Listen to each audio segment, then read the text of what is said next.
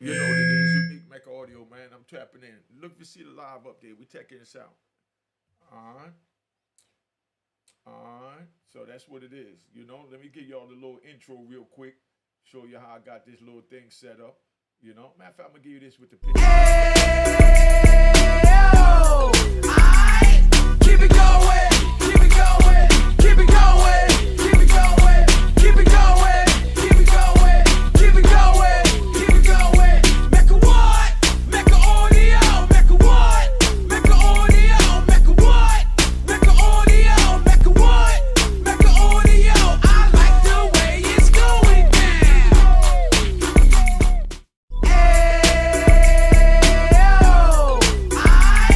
Keep it going, keep it going, keep it going, keep it going, keep it going, keep it going, keep it going, keep it going. Mecca what? Mecca audio, Mecca what? Mecca audio, Mecca what? Mecca audio, Mecca what? Mecca audio. I like the way it's going down.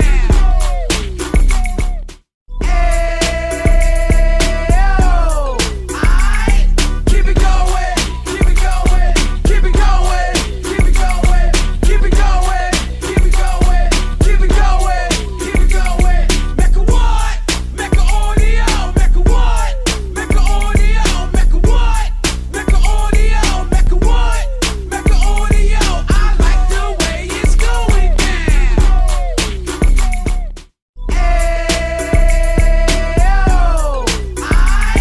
Keep it going, keep it going, keep it going, keep it going, keep it going, keep it going, keep it going, keep it going. Mecca what? Mecca audio, Mecca what? Mecca audio, Mecca what? Mecca audio, Mecca what? Mecca audio. I like the way it's going down.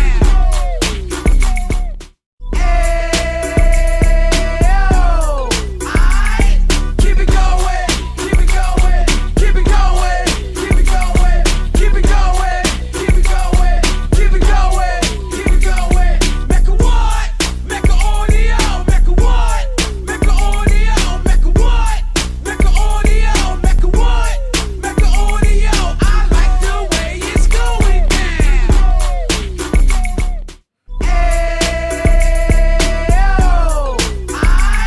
Keep it. All right, you know what it is. Unique Mecca Audio, man. I'm tapping in, tapping in. It's Sunday brunch, Sunday brunch. What up, Susan Feinberg? I see you. You know what I mean? All right. What up, Sean Don? You know what I mean? Oh, man, Sean Don Feinberg. All right, that's what it is, man. I'm tapping in. Today's Sunday, man. Today's Sunday. Round of applause to Sunday. You know? Round of applause to Sunday. You know? All right. Round of applause to Sunday. You know? So, all right. So that's where we at. Round of applause to Sunday, man. I'm just tapping in Unique Mecca Audio. I wanted to do a live just to touch in with the peoples and let them know, you know, to keep the faith. This is about keeping the faith, man, because I know times get hard. And when times get hard, we like to fall back and, you know, and curse God, per se. Hey, you know what I mean? And you know that ain't the way to go, because I done been through hell and back. And that's one thing I never did. And, you know, maybe that's why he chose to bless me when he blessed me to only do 26 years of a life sentence. You know what I mean? Sean Davison, what up? You know what I mean? Yeah, good morning, Angel. What's up? Angel tapping all the way from Chicago, always holding it down. You know what it is. Make sure y'all hit them like buttons, man. If you're not subscribed, subscribe as you come in. Subscribe as you come in. Now, if y'all got any spiritual or faithful or hopeful or uplifting questions, this is my motivational talk for Sunday, because, you know, all during the week we've been talking about prison and the streets and things like that. So I wanted to take my time and just give y'all something a little different and maybe answer some questions that you might be having as far as what you're going through. You know what I mean? Because, you know, life could be hard, man. I mean, there's plenty of times I felt like giving up. I spoke to my man, Fingers, the other day. He caught me, and as soon as he caught me and I got on the phone with him, hit them like buttons, man. I only see 8 likes up there. Hit them like buttons. You know what I mean? But my man Fingers caught me, and he sounded a little down when he called, you know? And that wasn't what I'm used to. Not with my man. He's normally upbeat and, you know, spirits is up, and it's just crazy. You know what I mean? So, you know, I know what he was going through because I was in prison where I had those days, or shall we y'all say out here, I had those moments. You know, the moments when you feel like nothing is going right, you can't pay your bills, you know what I mean? Your girl nagging you, your man nagging you. I mean, you know what I mean? You're tired of the job. There you go, hit them likes. I like that, hit them likes. You know what I mean? Just all types of things go on, man. There's nothing more urgent than freedom. Susan said it right. What do you think about Big Meech? Oh, man. Well, I've been watching his show, and I really like this season. I didn't like the beginning of this season when his right-hand man, I forgot his name, that, you know, killed his girl because she was working with Lamar. Y'all know a name. Put a name up there in the comments. I didn't like that because I didn't like the way he went out, that he crossed over and decided to work with, you know, those peoples. You know what I mean? But I like now that he's bouncing back. You know what I mean? That he's bouncing back. But let me say this for the record. There is no bouncing back. Once you cross that line and you work with the government, that's it. You're a government informant. So there's no taking your statement back. There's no coming back. You can fool yourself and try and believe what you want to believe. You know what I mean? But once you decide to work with those people, man, it's a wrap. You one of them. So, you know, his man, remember when he took the hat off and he had the wire in the hat? That was his gangster conscience calling him, letting him know that, you know what I mean? That, you know, what he was doing was wrong and he knew it was wrong, but he was being selfish. And a lot of y'all could understand that, especially in today's society, because y'all quick to justify doing, you know, going against the code. But, you know, his justification for it was his mother needed somewhere to go. She was dying. So he did what he could do for his mother. If you read my book of Raw in Harlem, make sure you catch the book of Raw in Harlem. I spoke on that. Mac Mean, what up, son? You know what I mean? Hey, Mac Mean, call me on Instagram real quick. Call me on Instagram. I'm going to try and bring you in here, man. I definitely would like you to give a positive word to the brothers because I like what you be doing. You know what I mean? You know, that's for my man, Mac Mean, True Story. Official brother, make sure y'all go check his channel out. You know what I mean? Brother always been respectful. You know what I mean? And, you know, even when he riding somebody, he being disrespectful. But it's entertainment. You know what I mean? But I like the way he do it. I can't complain. You know what I mean? You know, but, yeah, but with the Meech joint, that's the only thing I didn't like is that his man went out like a sucker. You understand what I'm saying? And decided to work with a black dude carrying him like a hoe. I don't like none of that crap. You know what I mean? But if you're in the street, you're in the street. You know what I mean? Read it for me. Which one you talking? Unique, teach the kids about patience because that's major in the inside and out. Okay, so let's talk about patience. Patience is like this. When I got sentenced, I stood in front of the judge and he said he was sentencing me to a term of natural life in prison. You know what that's like when somebody look at you and say you're going to spend the rest of your life in prison. You know what I mean? So first thing on my mind is, all right, so what are you going to do when I die? You know what I mean? And, you know, what are you going to do when I die? You know, say put you in a pine box, put your number on it and bury you out back like Old Yeller. You know what I mean? So now I had to sit there and be patient and wait for God to come in, you know, and guide me. You know what I mean? I've always been, okay, I grew up a 5%er. Let's get that right. I grew up a 5% and I grew up a Rasta at the same time. So yeah, y'all can say I was screwed up. You know what I mean? Or I was straddling the fence or whatever little troll stuff you want to put up there. I'll just tell you what it is. A young man trying to find his way. But let me tell you about Clarence 13X first. Clarence 13X is the founder of the 5% Nation. Now, Clarence 13X, he went after the babies. You know what I mean? The young boys from they were 7 on. So you understand. Because once you're 7, then they have the 7 ounces of brain cell is supposed to be fully developed to comprehend what's going on. You know what I mean? Which is 7.5. But, you know, ounces of brain cell. But we say when a man-child gets 7, then he's ready to move forward. Big shout out to BK's Finest. Now, so that's where we at. So he went after the babies. Now you had Malcolm X also at that time. Being this spiritual son, they give me all little jewels. You had Malcolm X at that time that, you know, he was locked up. He was wearing a perm in his hair. He was eating pork. He was screwing white women. He was pimping. He was doing everything what we call in Islam Haran under the sun. You understand what I'm saying? So Elijah knew that they couldn't go to Malcolm and tell him that he was God. You know what I mean? He couldn't go to Malcolm and tell him that you can stop yourself because you God. So that's where Clarence 13X came in. He went after the babies and taught the babies they was God to get them prepared for Islam to believe in Allah. You know what I mean? AL is the, you know what I mean? That's why you have like Al-Wahid, that's my name in Islam. And you have like Al-Rahim, that's, the unique one. You know what I mean? It's Al-Wahid. And so on. Then you have law. Law is the power. You put the two of them together, and the law means the power. You know what I mean? The deity, the power to move forward. You understand what I'm saying? And until you have faith in God, you know what I mean, which you're in God's likeness, you're not going to have faith in anyone else. So a lot of times we have a tendency of cursing God. You understand what I'm saying? When things don't go right. What's the first thing we say? God, hey. You understand what I'm saying? Come on, dog. You know what I mean? But God gives us everything we need along our path in order to survive. Like me, I was having trouble with an editor.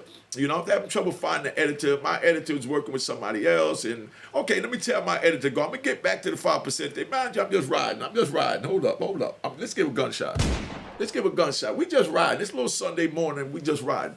Now, I get my editor. When I come out, big shout out to DP201. DP201 hollers at me and said, man, I like what you're doing. I'm trying to get down with you. All I want to do is put my name on your videos so that I can get my name out there, so that I could get better exposure, so I could get me a big-time editing gig. So he did some banging videos with me. We jumped off. We got 1 million views in like 90 days off the videos. You understand what I'm saying? That's because he had time. But the plan was that he was going to be patient and start with me by putting his name on the videos, which he did. From him putting his name on the videos, he wound up landing a job with Housewives of New Jersey and with Black Ink with C's in them. You understand? So now his time is busy and he's getting a real paid gig, because I'm just coming home, ain't got a pot to piss in, ain't got $1 to give him. But I got a bunch of stories. I got a lot of things to get his name out there. So we work together to get his name out there and to get my brand out there, so it worked for both of us. That's what you call fair exchange, ain't no robbery. Now, this right here might not sound, and I'm in my preaching moment right now. I'm in my preaching and teaching moment right now. Now, this might not sound right to a lot of y'all listening, because, you look for words, you know what I mean, to take too deep and too literal. You know what I mean? But I'm going to say this. You know what I mean? Everyone is looking for someone to use. Put in the comments how you feel about that. I know a lot of people are going to disagree with what I just said. Everyone is looking for someone to use. You understand what I'm saying? I'm looking for someone to use. You're looking for someone to use. The next person looking for someone to use. Now, that word might sound a little harsh coming at you. When you hear use, you automatically think taken advantage of. You know what I mean? But you got to remember, you got yin and yang. You got positive and negative. You know what I mean? When I say use, I just mean, someone to elevate me. You understand what I'm saying? Like, we elevate each other. You get with a woman. You understand? You get with a woman and she's supposed to elevate you to the next level. You get with a homie and y'all decide to, do a business. You try and elevate to the next level. You understand what I'm saying? And that's what it is. But now you hear, we all look for somebody to use. In other words, you know what I mean? Like I said, I told my little street stories, and I told you about the little females back in the day. The females wanted one thing. They wanted $1 and a doggy style. Forgive me for saying that on Sunday, but I'm keeping it real. This is Unique Mecca Audio Gospel. Now, female wanted $1 and a doggy style. You understand? And a dude just wanted the coochie. You understand what I'm saying? So we both using each other to get what we could get. But it's not in a negative way. You know what I mean? That's where you come together and you say fair exchange ain't no robbery. There's a lot of jewels that y'all don't understand, and I try and give it to y'all. Just like how I speak on, Facebook etiquette. You know what I mean? I go to my man Mac Means channel, you know what I mean, and he doing something proper. You know what I mean? It's only right I send him something, even if it's $1. Now, let me tell y'all a funny story. There was a brother that caught me that I met on here. You know what I mean? Big shout out to Mac Mine. What's that? Mr. Mine Van Mata. Mine Van Mata. Big shout out. Good looking out. Now, let me tell y'all a funny story, right? So y'all understand how this is, And I'm glad my man Mac Mean here, because I definitely wanted to come in. I got this system I'm trying to work, Mac. Let me see if I can open it up while I talk to you. and get it in. Because I seen Mac Mean run his program, and I seen him doing all this. So he already know how to do what I'm just learning to do. But I learned from watching other brothers. You know what I mean? I come on here and I look for positive brothers like Mac Mean. And, you know, I see how they running their show, and I try and, you know what I mean, learn certain things. That's how I learned about the StreamYard, all that. So, you know, we all working together. But now, it was a brother that, you know, I'm always telling them, yo, I don't care if it's $1, $5, whatever the game is to be sold, not told, drop a nigga Cash App.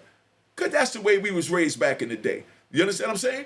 So now, you know, I got 42,000 people. Let's do the math. Let me take y'all to school real quick. I got 42,000 people. You know what I mean? 10% of 42,000 people is 4,000, you know what I mean, 100. So if one day, 10% of that 42,000 give me $1, you understand what I'm saying? Donate $1 for me to build this studio. I wish I could turn the camera around. Y'all got to see this studio. It's phenomenal. You know what I mean? And thank y'all for the donations to get the studio. Now, if everybody gave me $1, that'd be 4,000. I could go out and get the camera and everything else that I need to bring y'all the best quality. You understand? Now, you know, so that's where we at. Now, we have a brother that went on another brother's channel. He liked this content, and he asked the brother in the comment, hey, what's your Cash App? I want to send you $1. You know what I mean? And the dude that was running the show, he laughed at him. He said, nigga, keep your $1. You know what I mean? You know, that's one of those choosy niggas. You know what I mean? I mean, you got to start from somewhere. Obama showed us how to do it. When he was running for president, he had what they call soft donations. Soft donations is a little, you know, $1, $2. And he wanted them getting millions to get in the White House from $1 at a time. So that's all we on YouTube ask for. Double R, what up, son? You know what I mean? So that's what it is, man. But, you know, that's what a lot of people don't understand. You know, we have to work together. You go to these, you know, white YouTube channels, and you see they donate, they support the channel. You go to PBS, you see they donate, they got the fundraiser, and that's the way things go, man. You know what I mean? So I just want y'all to really understand that, because the same way I'm giving y'all Jews, I'm trying to give it. Brother offered to do the $1, and dude told the man, wipe your ass with it. You understand what I'm saying? And he said, Unique, I'm going to send it to you. I said, home to Allah. Thank you, big brother. You know what I mean? Because even if a brother just put up an emoji, that's all I ask. If you don't feel like sending $1, give me an emoji just to get me in the algorithm so that we can get this thing moving. You know what I mean? So let's see what questions y'all got. But like I said, patience, you know what I mean? When they sentenced me to life plus 20, I had to sit there and do one day at a time. You understand what I'm saying? You know? And you know, then that's why I started doing it 1 hour at a time. You know what I mean? That's patience. You know what I mean? Because you got to do the first hour before you could do the first day. Then I broke it down to doing it 1 minute at a time. Like, what am I going to do now? Then I broke it down to, you know, 5 seconds. So I pull out a book and I read a book. And I say, I'm going to read a book for an hour. So I pull out a book and I focus my mind that I'm going to read that book for an hour. And I patiently do that. That's the same way they tell you to meditate. Meditate is you set an alarm clock. You set the alarm on your phone. You know what I mean? I was going to say on your watch, because you know I'm old school. But you set the alarm on your phone for 20 minutes. You know what I mean? And then you sit there, you turn the lights out, and you're getting a nice, you know what I mean, turn the bright lights off, and you sit there and you just count back from 100 down to 0. Whenever you mess up, you start back at 100. You can start from 10 down and just keep repeating it over and over. You know what I mean? 10, 9, 8. And if you mess up, you just start over. It's no big deal, and you don't stop to think about why you messed up. You just pivot your mind to go back to 10 and keep it moving. Y'all got what I'm saying? So this is what it is. KJ Philly, if y'all got any comments, I'm doing a live to answer y'all comments now, you know. So, you know, it's Sunday. I wanted to give y'all something a little different. So instead of putting up a pre-recorded video, I'm making myself available for y'all. So this is for y'all to do what you got to do. You know what I mean? You know, big shout out. That's what I'm saying. Okay, Jamal Small, thank you for the Cash App. That's what I'm saying. You know, that's how you show love, man. You know what I mean? You like the content, you show love. I mean, brother ain't asking for too much, man. But anyway, you know, everything starts with patience, man. You got to have patience, man. You know what I mean? I'm riding with a dude. I've been down. Let me give you a good example. Who was that? Let me try and think of it. I was with somebody the other day, and I'm riding with him, and all he's doing is, you know, oh my God, get out the way. I can't believe the car did that. And he's beeping the horn, and he's racing through yellow lights. I'm like, big bro, slow down. And he's like, nah, but these cars. I said, big bro, it took me 26 years to see something outside of the 4 walls. So I don't mind sitting in traffic, looking at the cars, and people going crazy because they got no patience. You know what I mean? Running themselves crazy, complaining about how the next person is driving when you can't control it. You already know. You know what I mean? Don't worry about the things you can't control.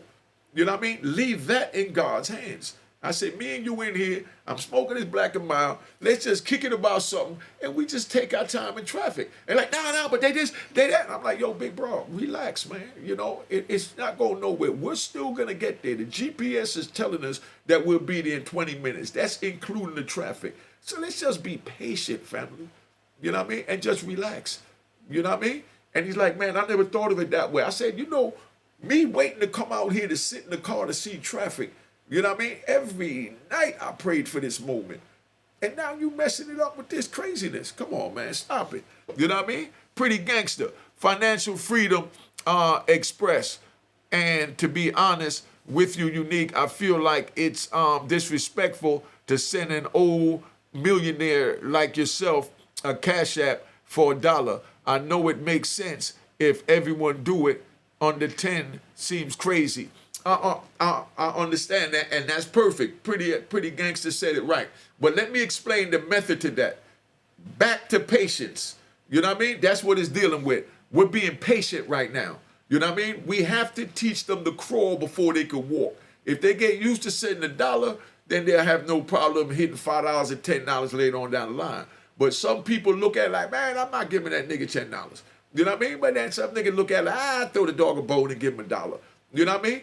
But Obama, you know what I mean, who wound up being the president, he let the people know to send them a money order for $1. And that got him in the White House. We don't have to look at the big picture or the big bag. We have to look at accumulating the bag, and it have to start somewhere. If everyone puts something in it, that's how it grows. If nothing goes in it, it don't grow. You know what I mean? So here we go with 42,000 people, and I'm going to tell people, don't nobody send me $1. Don't nobody send me $1. You know what I mean? If you're not sending me $10, don't send nothing. But it might have been 100 people that was going to send that. So it just takes more to get it. You understand what I'm saying? It just takes more to get it, you know? All right, there you go. Eric Hagen, you know what I mean? Just send me $10. So pretty gangster, you know what I mean? Your point has been proven, and I agree with you. Ain't nothing wrong with a brother sending $10. $10 is not going to hurt nobody right now. I went to the club last night. You know what I mean? I went to the club to OG Daniel's birthday party. And, I mean, I got videos. I'm getting ready to put up a video in a day or two. But, you know, it was fire. Big shout out to OG Daniel and happy birthday. You know what I mean? Big shout out and happy birthday. Now, I went to his party last night, and there was so many bottles being popped. You understand what I'm saying? And I guarantee you, right, 99% of the men and about maybe 80% of the women know someone that's in prison, whether it's in the state or the feds. You understand what I'm saying? That they haven't sent $1 to. You understand what I'm saying? But yet they sitting there in the club buying bottles for $200-300. You know what I'm saying? So people look at them, but they comrades that they say, oh, he went hard. That's my man. You haven't even sent him $1. You understand what I'm saying? Come on, man. Jamal Small broke it down best right there in the comment. He said, one time 40,000 subscribers is $40,000. So we got to start somewhere, and we don't want to hurt nobody's pockets. So that's where it's at, and that's where we're going. But, you know, that's where we at with patience. Let me get off. Let me see what else. I saw a little bit of the live of you being at the party, and it looked like you had a good time. Oh, I had a great time yesterday. That's what I'm saying. But when I go to parties like that, like when I was in Miami and the same thing happened, I come out the club, I'm in there with, what's that boy named? Tory Lanez or something. Y'all correct me. I don't know all these young people like that. But one of them little R&B boys was up in there, and the joint was crazy packed. Every 5 minutes, they walking through with the girls with the candles lit and the name on the sign, and they bring in about 5-10 bottles, and each bottle was going for $500 down there. So they spending $5,000 like it's nothing. You understand what I'm saying? And then they, you know, they tricking with the strippers. And then when I walk out the club, I see human beings like me, like my comrades, with little tents along the side of the road, with little tents that was homeless with no shoes on. And we in there spending $5,000 on bottles. I don't know about y'all, but that touched me. You know, so that's when I pulled over and I did something about the same thing like this. We in there spending mad money in the joint, and then we come on here for somebody to entertain us and give us this good content, and you complain about sending a brother $10. I don't get it.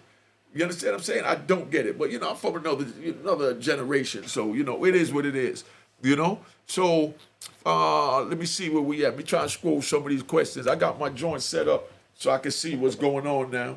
You know what I mean? I got my joint set up. Let me see. All right. And big shout out to Eric Hagan.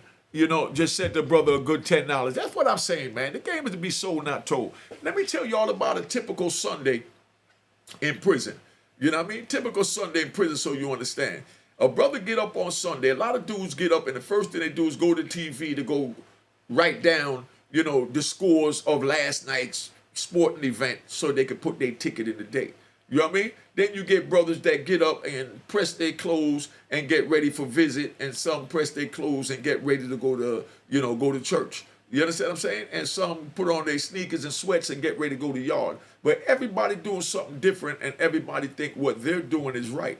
It's right for them at that moment for where they at mentally. You understand what I'm saying? And, you know, so that's a typical Sunday, you know, just so you understand, you know? And, you know, you waiting on your visit, you doing your thing, but then now, you know, you get the brothers, they go to church, and the brothers go to church, you got dudes on the sideline laughing, tell me, oh, you wasn't going to church when you was on the street. You know what I mean? It don't matter. God could call you to his house at any time, whether you're on the street or you in federal prison or state prison. You know what I mean? God is going to call you, just like he's going to give you everything you need. You understand what I'm saying? He's going to give you everything you need in order to survive. Like I know y'all heard the saying that it was a big flood. Like remember the flood there in Louisiana? It's a big flood. You know what I mean? Dude on the top of his roof and the water's raising. You know what I mean? And he's saying, his man is telling him, man, come on, let's go. And he's like, man, God got me. I'm not going nowhere. Dude jumped off, said he going to swim over there. You know what I mean? Dude said, man, I'm going to wait on God. You know what I mean? So then here comes a fireboat. Fireboat come and say, come on, get in the boat. He said, nah, I'm waiting on God. So they said, all right. So then here goes a helicopter. Drop the rope and said, man, come on, get on the rope. And he's like, nah, I'm waiting on God. God got me. You know what I mean? Then he drowns, you know? So when he gets up, you know, there in front of God, you know, he said to God, why you forsake me? I thought you was coming to get me. He said, yo, I sent you a boat, sent you a helicopter. You understand what I'm saying? And your man even told you to swim. You know, I gave you everything you needed. All you had to do was choose one. I can't hold your hand for you. You understand what I'm saying? Big shout out to Gary Sauce, DC in the house. You know, that's my brother. He always look out. You know what I mean? Leon Smith, good looking Leon. That's what I'm saying Sunday church. You know, big Leon, thank you, man. Leon just sent me a little $25. Appreciate it. You know what I mean? Appreciate it. But, you know, these are the things that we talk about. You got to have patience and you got to have faith, man. You know what I mean? Because, it is hard, man. You know, I watched the video. Make sure y'all go check out the video I did over at The Connect. I did the video with The Connect with Johnny Mitchell. And the ending of that video was so touching. It was so touching. You know what I mean? Smiley the Boss, thank you. You know what I mean? Big shout out. It was so touching with that video that I almost cried listening to it. Made me tear up. And I'm just keeping it 100. You know, just looking back, because I remembered, you know, y'all speak on this. Like I said, this is for y'all to put in the comments. So I'm just going to kick it until y'all decide to ask something. But the part that moved me was when they spoke on, these people actually tried to tell me, listen to this, so y'all comprehend where my mentality was at. I might be wrong. I took psychological training for 3,500 hours to find out why I'm twisted and why, you know, I honor the code so, and, you know, principles so tough. Now, my lawyer came to me and said, good news, we can get you out where you don't have to do any time. This is what my lawyer tell me. Good news. We can get you out so you don't have to do any time. I said, yeah. How's that? He said, your brother got killed. We could blame everything on your brother, and you could tell him that it was all your brother's business and you ain't had nothing to do with it. I said, oh, so you want me to snitch on my brother? And he said, but he's dead. He's not going to do any time. I said, stop right there. You know what I mean? I have to sleep with myself. Then I have to do time. I'll be putting myself in a mental prison if I was to sit there and testify against any brother, dead or alive. Because that's not the way the rules of the street go. People try and justify it and make it what they want and play it around and all that. Miss Jones, thank you for the donation. People try and, move it around and move the goalposts to make it come closer to them to fit whatever situations they going in. You know what I mean? But, no disrespect to nobody that do it. If, like I say, man, if you sleep good with your choices that you made in life, that's all that matters to you. But me, I don't give a crap about it. I don't respect it. You know what I mean? Stay over there with it. And, respect my stance, and I'm gonna, not even gonna say respect your stance, but that's just you. You know what I mean? Just keeping it 100. So that's why I don't bad nobody up here, badmouth nobody who told, who did this, who did that. I don't care. That's on you, man. When I lay my head on the pillow, I got my own demons. Do you know, and I'm giving y'all a little insight into Unique Mecca Audio.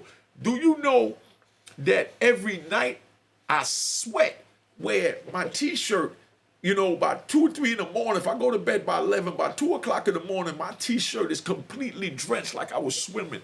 You know what I mean? But I'm not having dreams. I'm not having nightmares. You know what I mean? But that's because maybe I know how to block out my demons, but my body don't. You know what I mean? So instead of me screaming and kicking and turning in my sleep, you know what I mean? Sweat comes out my pores. I change my t-shirt at least twice a night. I keep a t-shirt and a towel right next to the bed because I know I'm going to sweat. You know what I mean? That's from the demons that, that haunt me. And that's why I'm telling the youth, don't get involved in the street. Don't get involved in wanting to break the law. Don't get involved in wanting to hurt your fellow brother man, because it's easy to pull the trigger, you know what I mean? And it's hard as hell to get out of trouble. You know what I mean? Once you do it. It took me 26 and a half years to get out the trouble of me running around wanting to be a kingpin, selling all these cars and jewels and, you know what I mean? Come on, man. I mean, if you don't understand it, I don't know what to tell you. But that Connect video, back to that he did. So that was one part that I liked, that I was looking at. And it kind of moved me because, I watch YouTube and I see, a few people talking, and they're, and I even read the comments in these type of videos. You know what I mean? I don't watch a lot of YouTube because a lot of it sickens me. You know what I mean? But I watch it just to, you know what I mean, when my stomach could take it, per se.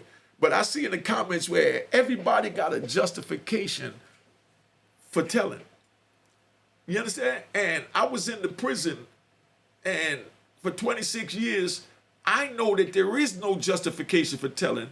Because when you get in the prison and you told and you try and say some of the Lilliputious comments that I've seen people put up here saying, oh, he dead, nobody gonna do time, nobody this and that. I mean, come on. Now, let me give you this so you understand. I've seen now, let me break that down. Let me break that down a little better. You know what I mean? Let me give you all a little bit more insight on that.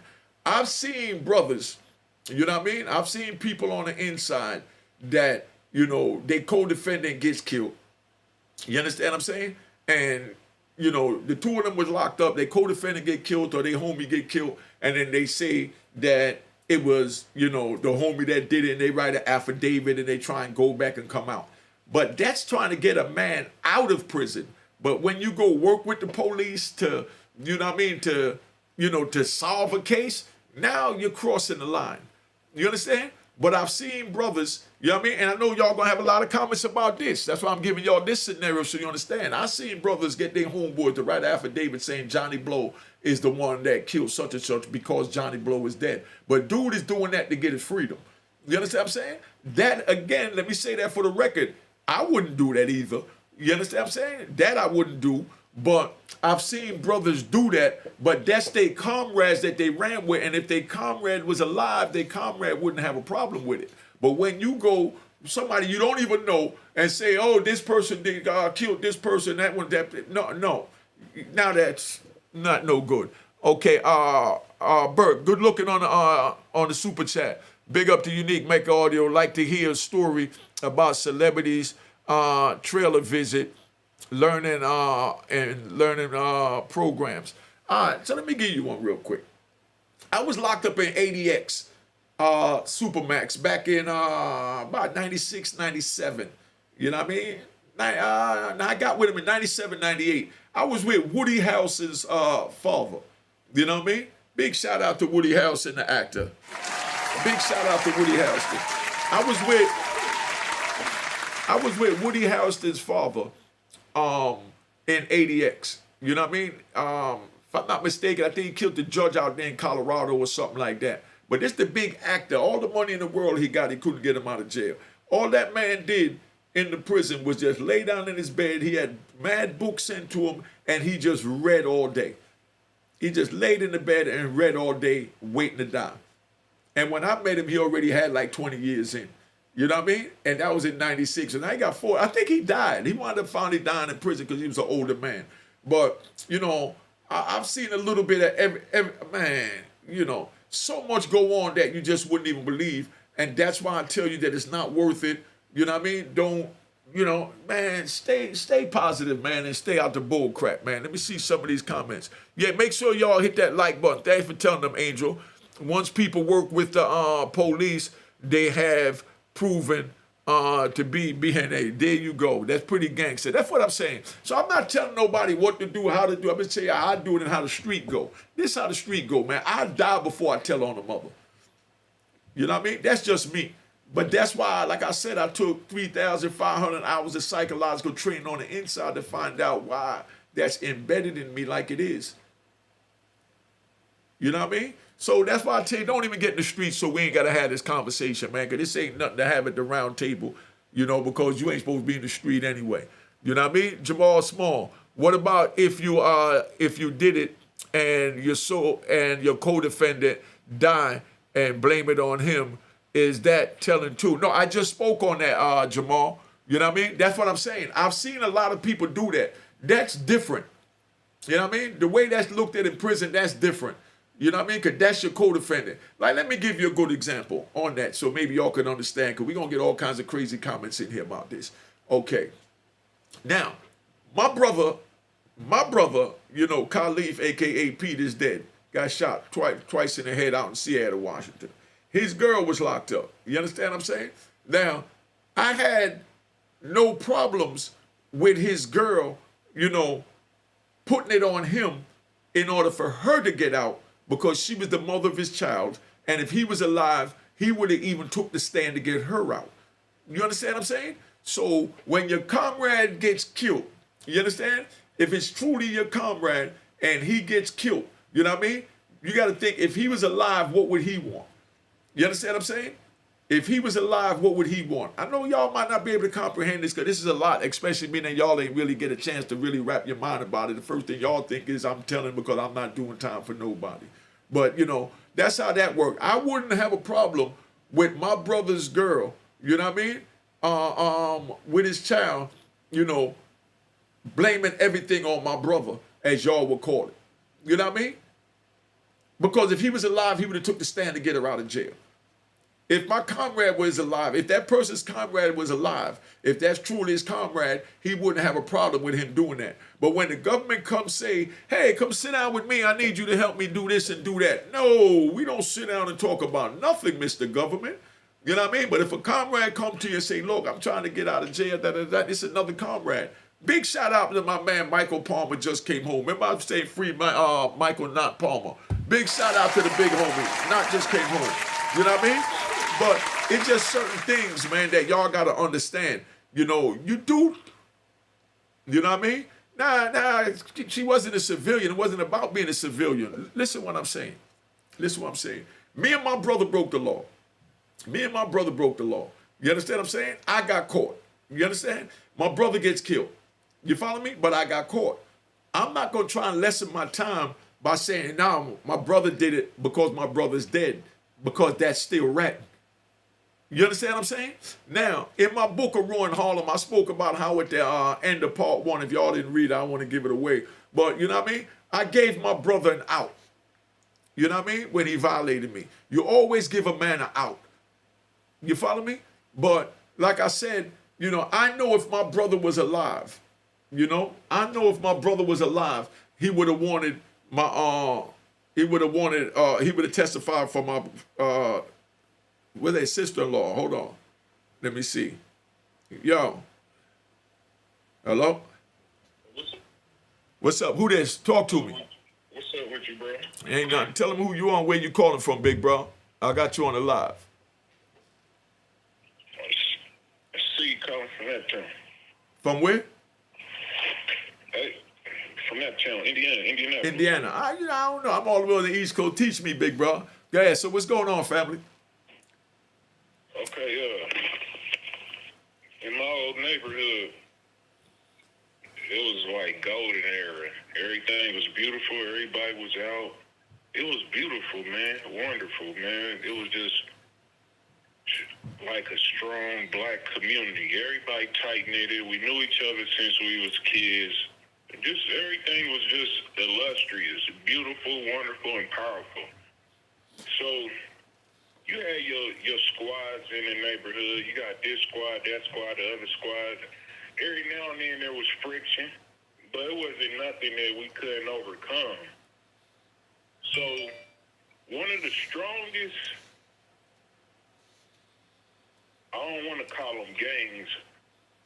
Crews. But, yeah, one of the there you go. Yeah. One of the strongest crews was like superheroes in the neighborhood. They kept us safe. They kept everything balanced. Man, they allowed a rat to infiltrate. Man, once he snitched on everybody, it was a nasty indictment going on, man. It just brought the whole crew down. Man, don't you know our neighborhood was never the same? It looked like a ghost town, and it's dark, and it's just like so melancholy out there. So I would never forgive a snitch. I never had love for no snitch for what they did to us out there, man. I miss how everything was out there, man. It's like you don't even know who's who. It looked like somebody threw a bomb out there. It's not the same, man. Yeah, but see, that's what I'm saying. Listen, when I went to trial, right, big bro? When I went to trial, they was going to put, my co-defendants on the stand against me. You understand what I'm saying? They was going to put my co-defendants on the stand against me. And my co-defendant, had like a couple of bodies. Was a very, allegedly aggressive person, So he's the type of person that when the jury hear him speak, they'd be like, oh, he's worse than the dude he's testifying against. So why would I believe him? He got so much to lie for because he's looking at all these murders. So his word ain't no good. So what the prosecutor did now, he went up there and he told the jury, he said, in order to catch scum, you know what I mean? We had to go to the sewer. And that's why we brought this piece of crap up here to testify about this piece of crap here. So don't worry about who's the biggest scum or who's the most violent scum. Just know they both scums and we couldn't get in there, so we had to infiltrate and get one of the scums that was selfish enough to worry about saving themselves to come up here and, as they say, tell the truth.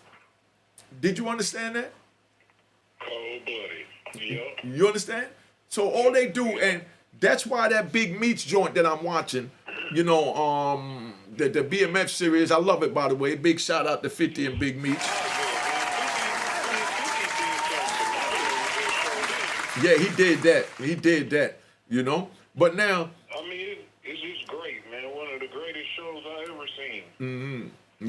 But that's what I'm saying. Now, you take that joint there. Like I was speaking about his partner at the beginning that killed this girl. I don't remember what his girl's name was, the one that was pregnant. You know what I mean? That was, two-timing him with Lamar, was still doing stuff behind Lamar, and he killed this girl to show Meech his loyalty. Then he killed the dude that the police brought to him and they dumped in the river to show his loyalty. And then now he get caught with the gun that he killed, you know what I mean? The dude with, and now the black dude flips him. And they show that the reason why he flipped him is because his mother, you know what I mean, was, in the hospital with dementia or whatever, and he wanted to put her in a nice plush place. You understand what I'm saying? If you in the street, if you in the street, you understand that it's us against them. and anything could happen. And if something happened, you wear your weight because you chose to enter the street. Nobody grabbed you and pulled you off the street and said, carry this gun, shoot this person, do this. You chose to do that. Because you could have stayed your ass off the street, right or wrong. That's it. You're right. Okay. That's the hard part about it, because you know what you signed up for, man. But that's what I'm saying. But people sign up for it. You got people that got a job, they not making ends meet. They friends like to smoke weed. They like to smoke weed, so they buy some weed and decide to sell some weed on the side. But they still going to 9 to 5 every day. But they selling weed on the side. Then they get busted for the weed, and then now they tell on the customers they were selling the weed to, and the first thing they say is, I'm a civilian, I work a 9 to 5. No, you're no longer a civilian once you decide to sell the weed on the side. That's some sick stuff, man. You understand? That's how, okay, let me give you another scenario that I gave in one of my videos. You got two dudes driving down the street. You know what I mean? I pull up on my man, and I say, he said, yo, take me over here to 125th Street. You know, and I said, all right, but I'm dirty. You know what I mean? So now he has a choice to get in the car or not get in the car. You told him right there. Yeah, you know, I'm dirty. So he got a choice to get in the car or not get in the car. He chooses to get in the car to take the ride to 125th. We get pulled over on the way to 125th, and now that we get pulled if you don't over. say nothing, and if nobody say nothing, he can't be mad. Because I already told you, I'm dirty. So that means you willing to wear whatever I'm wearing. You understand what I'm saying? Exactly. And that's why back in the day, before we let anybody in the car, we always asked. We didn't wait for them to tell us. You dirty on everything. On everything. You know? You dirty. You know, on so you, everything. yeah, you ask him, yo, you dirty? He said, yeah, I'm dirty. You know, before he get in the car. Now I got a choice to either let him get in the car, tell him, nah, dog, I ain't really trying to put myself in that situation right now. I got bigger things going on in my life. You understand what I'm saying? Mm-hmm. So, that's where it's at, man. Just like you got two people driving and they pull up and the dude say, here, hold this bag of weed for me while I run the store and go get us a Philly blunt. He give him the bag of weed. He willingly take the bag. He go in the store, and by the time he come out, the police pulled up on the car because they said it was parked illegal or whatever, and they searched the car and they find a bag of weed. And then the dude said, nah, it's his weed, and he pointing to him. Nah, you agreed to hold it for him. So you put yourself in that situation because you had a choice. Yeah. So don't make a choice and then sit there and get mad, and you know what I mean? When it's time to pay the Grim Reaper for your choices. Exactly. Man, there's rules to this stuff, man. These fools be thinking it's a game. That's why, it's hard to really know who's going to really bust the bubble or not. Because growing up, man, it was this guy who I always revered as a superhero in the neighborhood, man. I always looked up to him, and I looked at this man like a god or something, man. Man, he ended up ratting one day. I didn't believe it for the longest, but when I finally found out, man, I'm telling you, that broke my heart, man. I mean, this is a guy I looked up to, and I looked at him just, man, words can't even explain how much I revere this guy to be just such of a champion out here. And he folded. Boy, I almost cried when I found out he snitched. I said, boy, you got to be careful, man. Nah, but let me say this. This is something that I learned too along my journey. People always show you signs of who they are, but it's up to us if we want to believe it or not.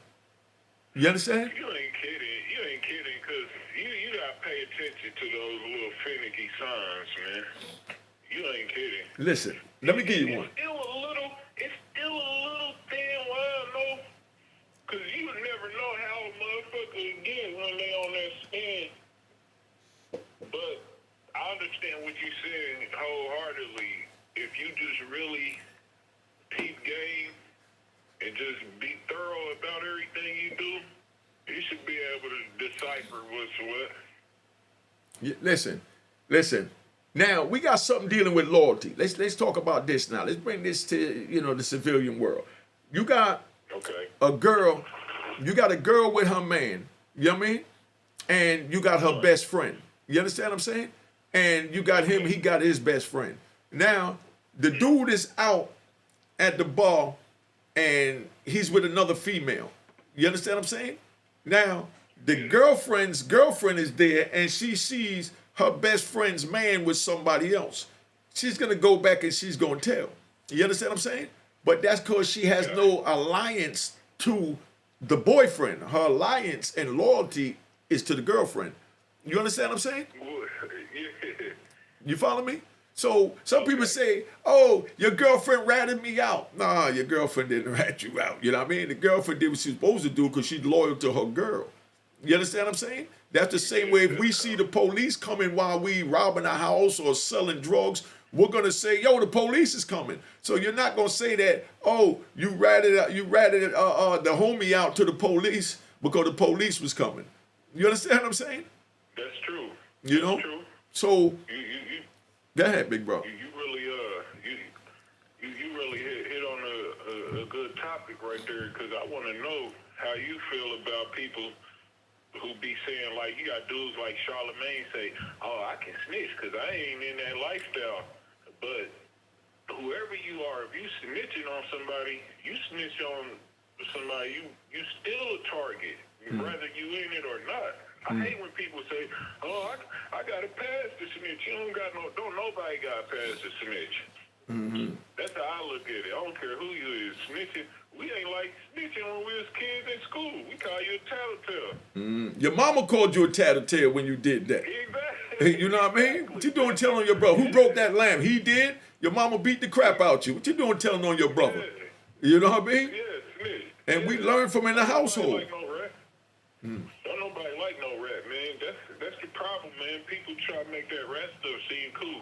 A lot of people, I'm gonna tell you something, man. A lot of these dudes, I'm gonna tell you the biggest problem with dudes, man. They worry about them broads too much, man. That's what I call it. But I love a dog ass niggas, man. You know what I mean? I told him about a dude on one of my joints. I don't know if you've seen it, about this girl that I was with. I had a lot of feelings for her. She had a really good throat. You know what I mean? She had a great throat. You know what I'm saying? So I was kind of feeling the little shorty. You know what I mean?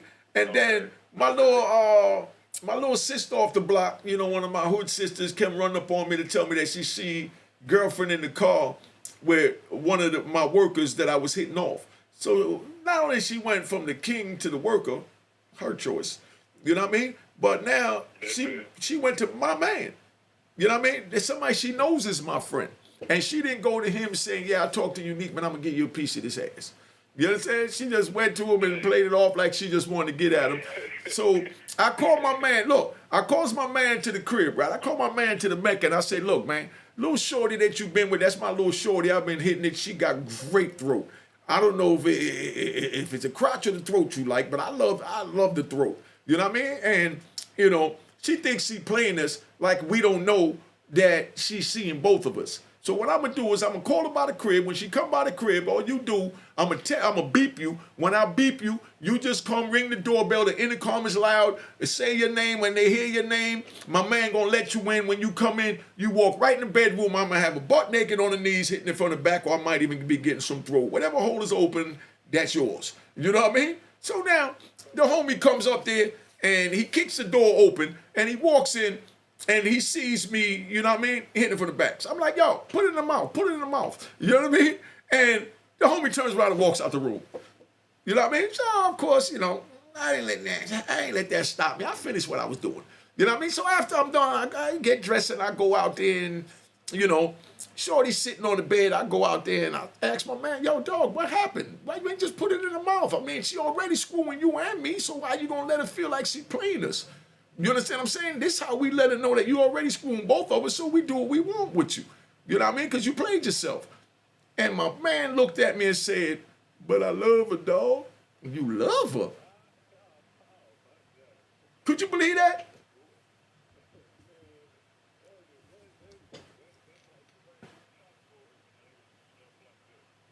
And my man said, I love her, dog. I'm trying to get your volume back up. You know what I mean?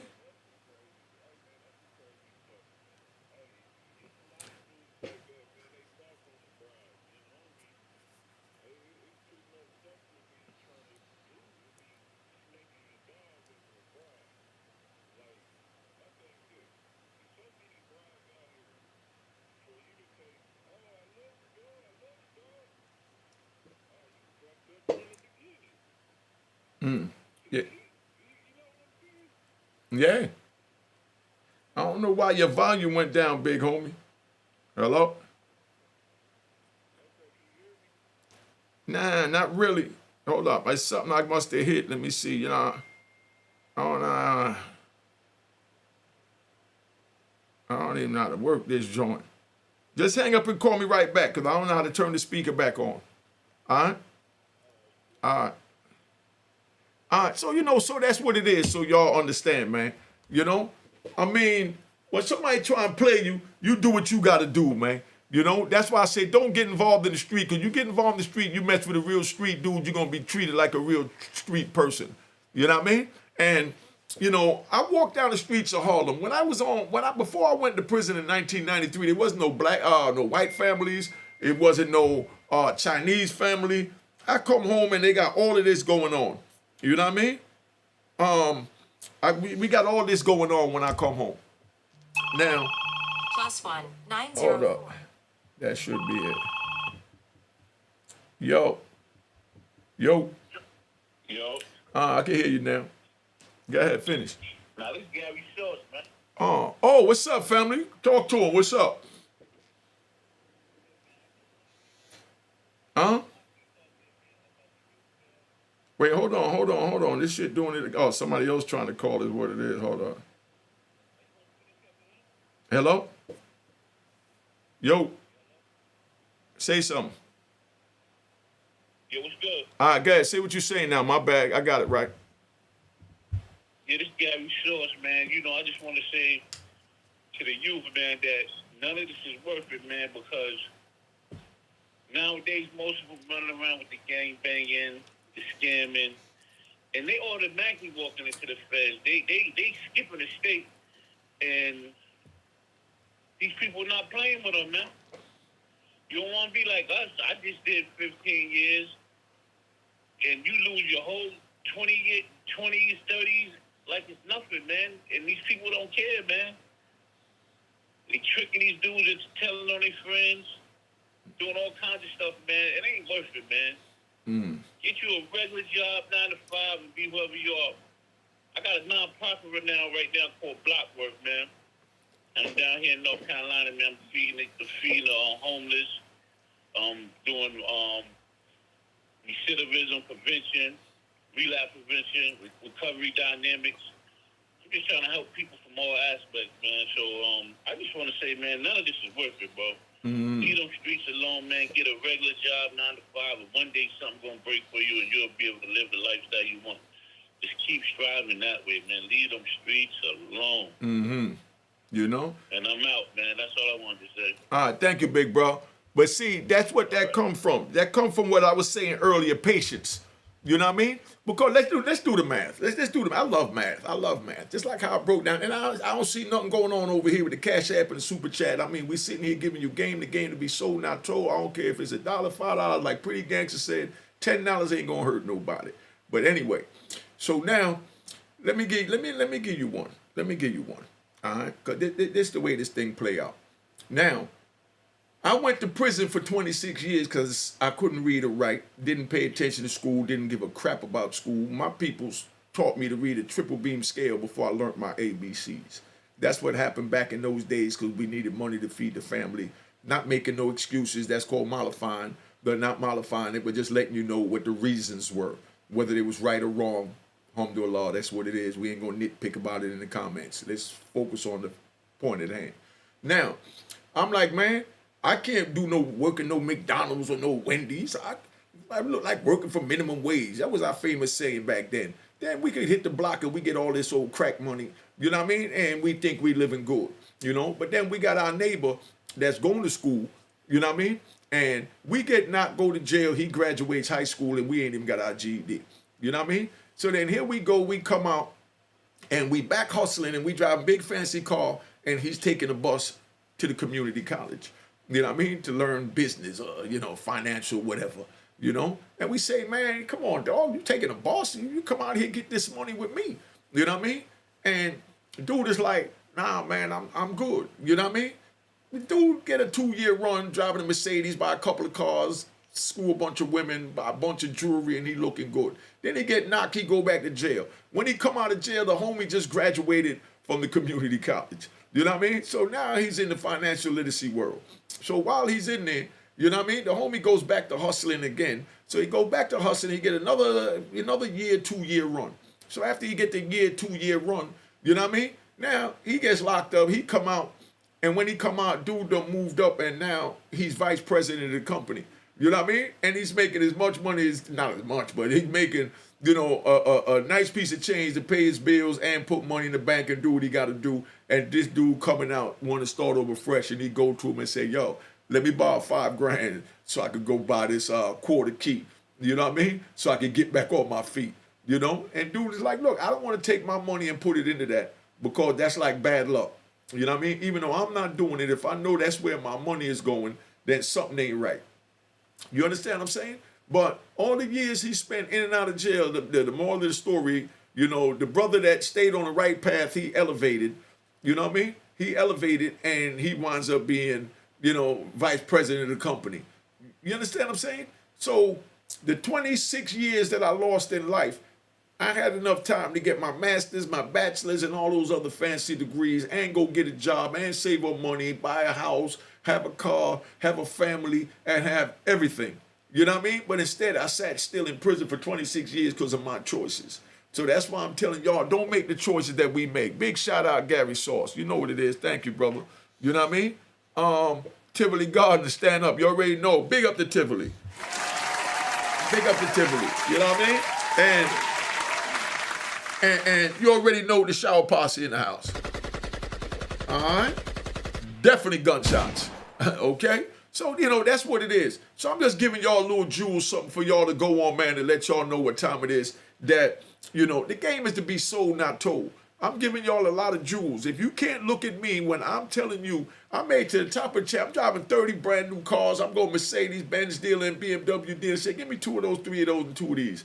You know what I mean? I go to Foot Locker and I'm buying 10 pair of sneakers for me and 10 pair of sneakers for everybody with me. And if I see a cute girl in the store, I'm buying her a couple of pair. You understand what I'm saying? But then when I go to jail, ain't none of them there for me. You know what I mean? Big shout out to Jersey. Jersey, stand up. You know what I mean? Nobody there for me. You know? And this is another thing that I learned while I was in prison. You know what I mean? All the brothers that was in prison, we used to judge the girls by how they look when they come on a visit. Like, yo, his girl was a dime. She shut the visiting hall down. All right? Now, the girls that we was with, that we loved, we had living with us, you know, bought big house for, big car, you know, bought them minks, bought them jewelry. You understand what I'm saying? When we get locked up, they not there. The ones that's there is the ones that we treated like crap.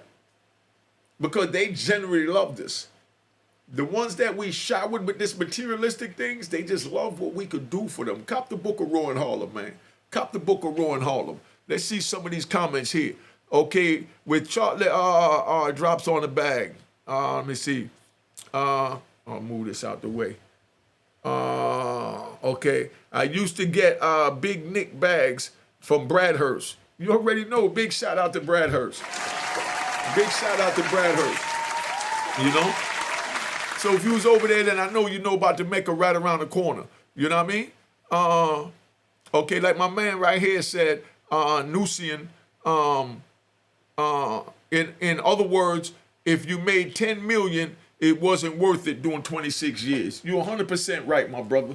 I watch my kids grow up. Like I said, the video, go over there and check out The Connect, right, with Johnny Mitchell. The Connect. They did a documentary on me, and you go watch that joint. Like I said, I let it be, bro. When I said this, even me watching this touched my emotional chord. And I pride myself in being an ex-gangster. But this touched my emotional chord. When I went in prison, my daughter was 18 months. When I come out of prison, or the next time I see her, you know what I mean? She's 27 years old, and she got a daughter, you know what I mean? That she's bringing to see me that's, you know, 7 years old, you know? So when I'm looking at this granddaughter, my granddaughter, I'm sitting here thinking, damn, you know what I mean? I can relate to the little baby better than I can the woman holding her by the hand, which was my actual daughter. You understand what I'm saying? I mean, come on, man. Hit that like button. Let's get them likes up, man. We got too many people in the house for not enough likes. Stop and hit them likes real quick, man. Hit them likes. Cash App on the screen. You seen it. $ Unique Mecca Hall. Hit them likes, man. Let's get them likes up. You know what I mean? Either that, I'm going to tap out. If y'all ain't liking this, I'm going to tap out. I just decided to spend my Sunday just, kicking it with y'all a little bit just to let you know, man. But like I said, my daughter was 18 months when I got locked up. I come home, she's 27 years old. I don't know nothing about this woman. If that's what you want for your life, for yourself, keep doing what you're doing. Okay, it was always that way. The ones that generally love the street guys get shitted on the most. Pretty Gangster said it right. You know what I mean? I used to watch a show with Albert Costello where he said, man, even Eddie Murphy said, I'd rather marry an ugly chick. You know what I mean? That way if she leaves me, it don't matter. You know what I mean? So we busy looking for the girl that we think is society's superficial fly, but they don't give a crap about us.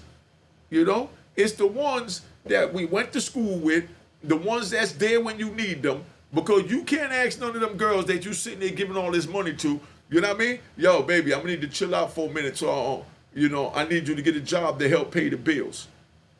They not trying to hear that crap. You know what I mean? They be like, man, shit, I'm gonna go find another Unique. I'm not gonna sit there playing this with you.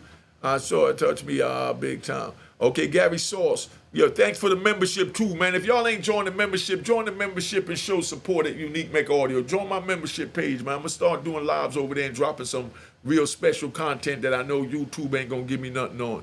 Joshua Barenbaum, what up? Hackensack. I don't understand that means you got a question mark. But anyway, so let me scroll through some of these comments and see what's going on. Let me go from the to that. But that's where we at, man. Big shout out to everybody for tuning in. You know what I mean? Peace to the gods and earth. What's up, Pretty Gangster, Angel? You know what I mean? Double R, my man Mac Mean. Word of the day. I hope you can set some deal with the services. You know what I mean? So we in the house, man. Thanks again to Mr. Mind, what's that? Mr. Mind, Mr. Mind over matter. You know what I mean? So, that's where it's at, man. So if y'all got any questions, tap your questions or I'm getting ready to tap out. I just came in to give y'all a little love today. Miss Joan, thank you for the Cash App. Smiley the boss, thank you for the super chat. Bert, thank you. You know what I mean? So that's where we at. So put your questions in or let me know that I overstayed my welcome. It's time to go. Gary Sauce, big shout out. You know what I mean? Wallace Williams, you know what I mean? I lived in the Fairmont section of Hackensack. Okay, let me see what he's saying. I just saw something. It was always that way. Somebody say he lived in the Fairmont section of Hackensack.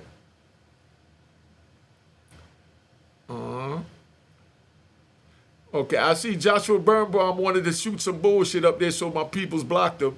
We gonna get these clowns up here every once in a while. Come on, dog.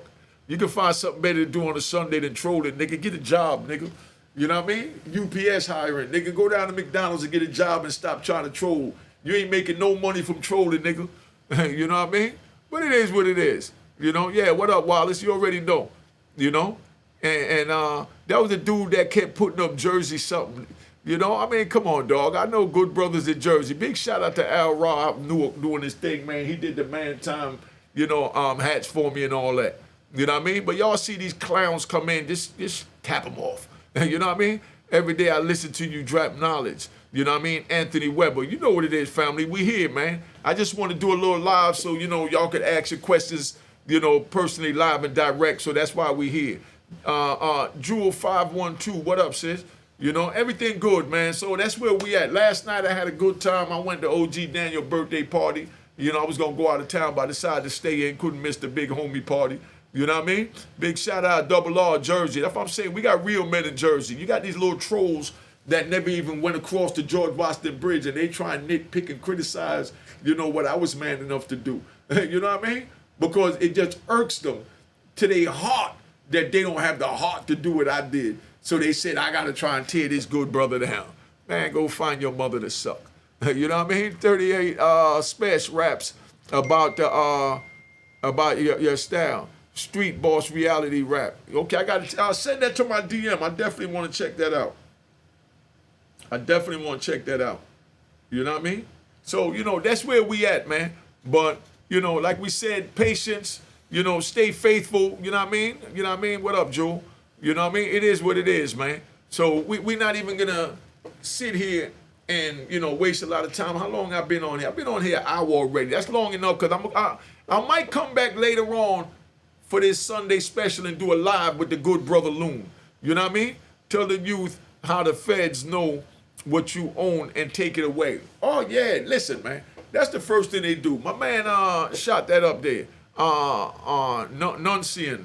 I might be pronouncing his name right. Put it up there in pronunciation so you can correct me. I apologize if I messed it up. But yeah, the feds, that's all they do, man. They let you ride. The feds let you ride. You get all the money you want. Get all the businesses you want. Get all the property you want. All the cars you want. But then when they got what they call the IRS that sit back and they track all of that. And they say, oh man, my daughter can use that property. Let me bring this dude down so I can seize that property so my daughter can bid on it. You know what I mean? And we get that daughter in that mansion that fool Unique was building, thinking he gonna get away with drug money. Okay, Sean Nunez. What up? All right, there it is, Sean Nunez. My bad. What's up, big homie? You know what I mean? So that's what they do. They wait for you to get it, and then they come take it so that they can go bid on it to get it for themselves. Let them know the cartel telling down, lining the brother up.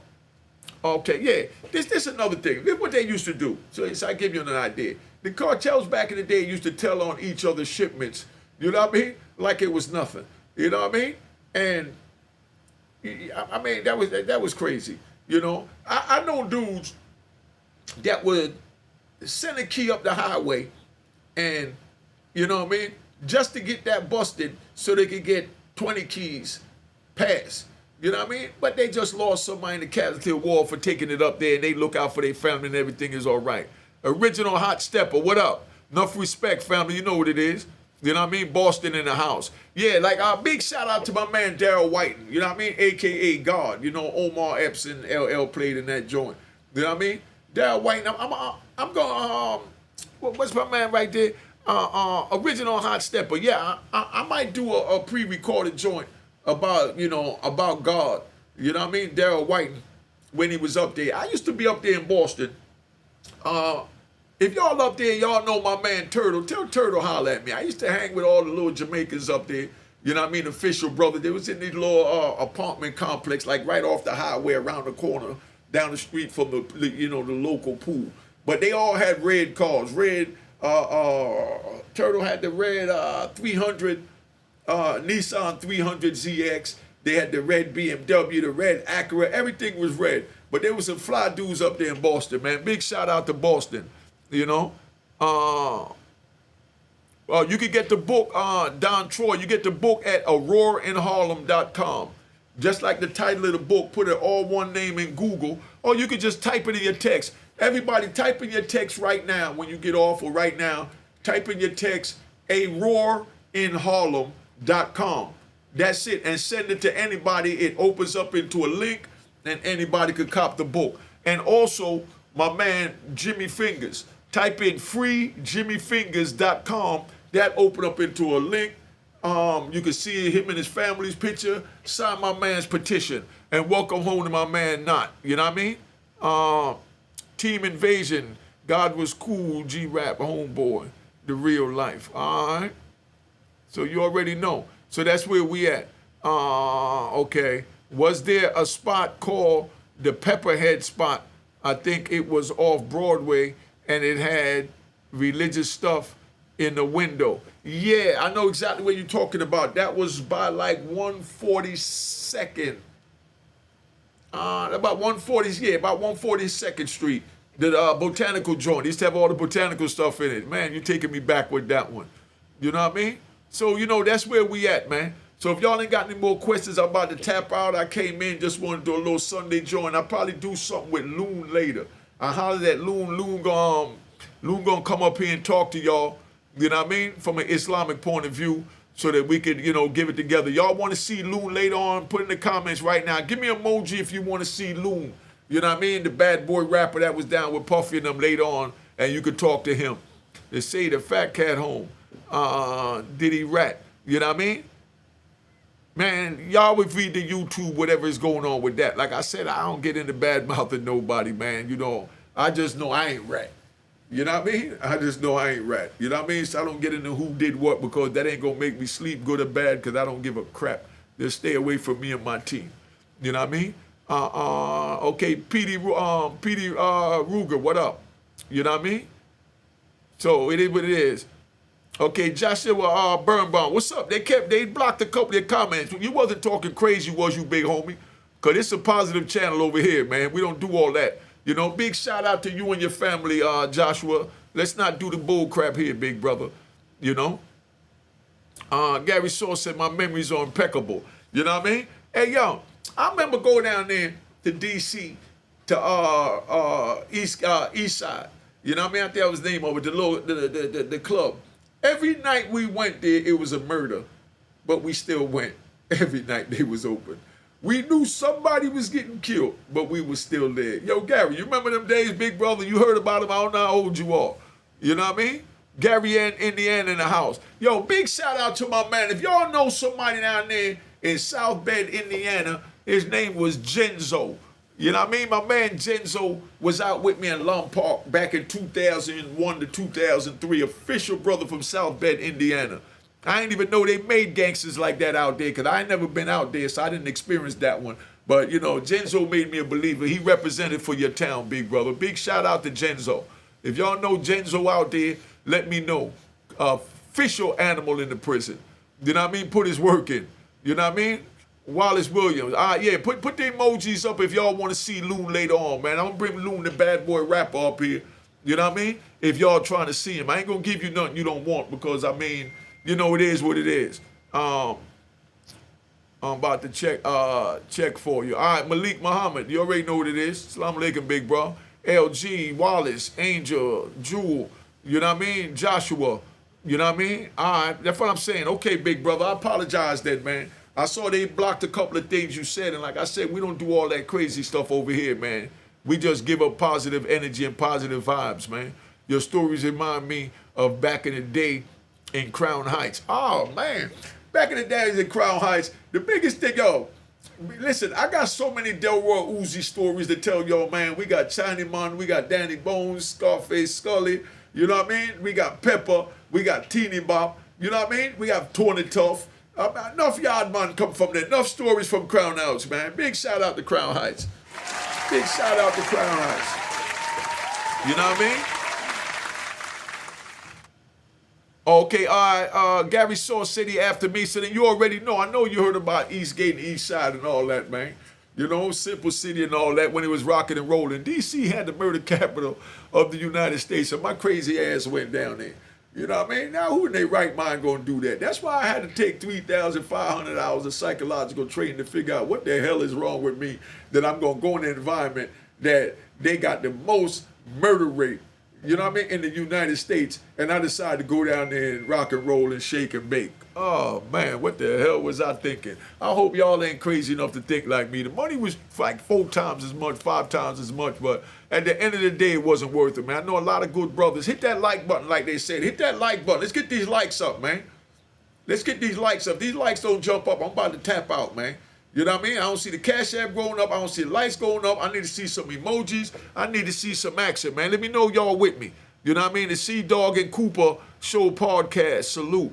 You know what I mean? Oh, man. C-Dog and Cooper, you're not out in Cali, right? That's not, no, I'm thinking of Casper. C-Dog and Casper. My man, big shout out to Kaz, man. Big shout out to Kaz and C-Dog, man. Rolling 60s, out west. My good brothers from in the joint. Did you hear about Pappy Mason? Did I hear what about Pappy Mason, Chris Morgan? You know what I mean? Did I hear what about him? There you go. Let's get them likes up. That's what I'm saying. Show me some love, man. Get some likes up. And like I said, if y'all want to see Loon, hit the emoji. Y'all want to see Loon, man. You know what I mean? Pretty gangster. All right? She want to see Loon. All right, I'm gonna bring Loon up here, man. I hollered at Loon today. That's my brother. So we gonna do this, man. We gonna make this happen, man. But you know, it is what it is. I'm gonna show y'all some pictures from New Year's real quick. Let me see where it's at. Let me come on over here. I'm learning how to work this. Yeah, I'm gonna show y'all some pictures. I'm gonna let y'all look at this real quick. Look at some pictures so you can see how we was chilling. Let you hear our theme song. All right, this is something I edited up just for y'all.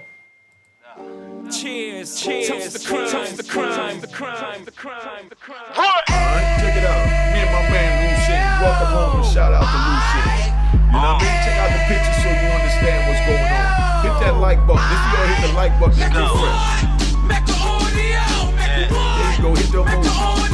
You know what I mean? Big shout out to Vegas. That was Davis. Fresh out the can of 26, he back on the strip, getting back in the mix. What he mentions a gift. You stand up 10 toes down, and I suggest you pay attention to this.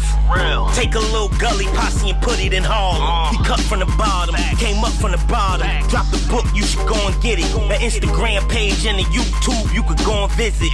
Then you could consider yourself LinkedIn. Sit front row and get Jews from a kingpin. How he went through it, so you ain't gotta go do it. To not pay attention would be stupid. Talking about a man that probably put your grandfather on. Probably the reason that him and your grams got along. A man that generated millions on the block, did his time, never squilling to the cops, Mecca audio. Blessings to you too, family. Blessings to you too, the C-Dog and Cookie Show podcast. And my man Flip. Mecca what? Mecca audio. Mecca what? Mecca audio. Mecca what? Mecca audio. Mecca what? Mecca audio. And we gon' do it like. We gon' do it like. We keep it moving like. We gotta do it like. Alright.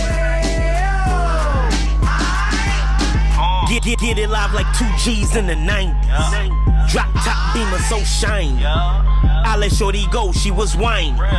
Treat her like my past, she behind me. Spin a couple bands on the Dapper Dan. You be back again, getting green like a Packers fan. No cap, it's a roaring uptown. They be horn uptown, Dominican bust downs.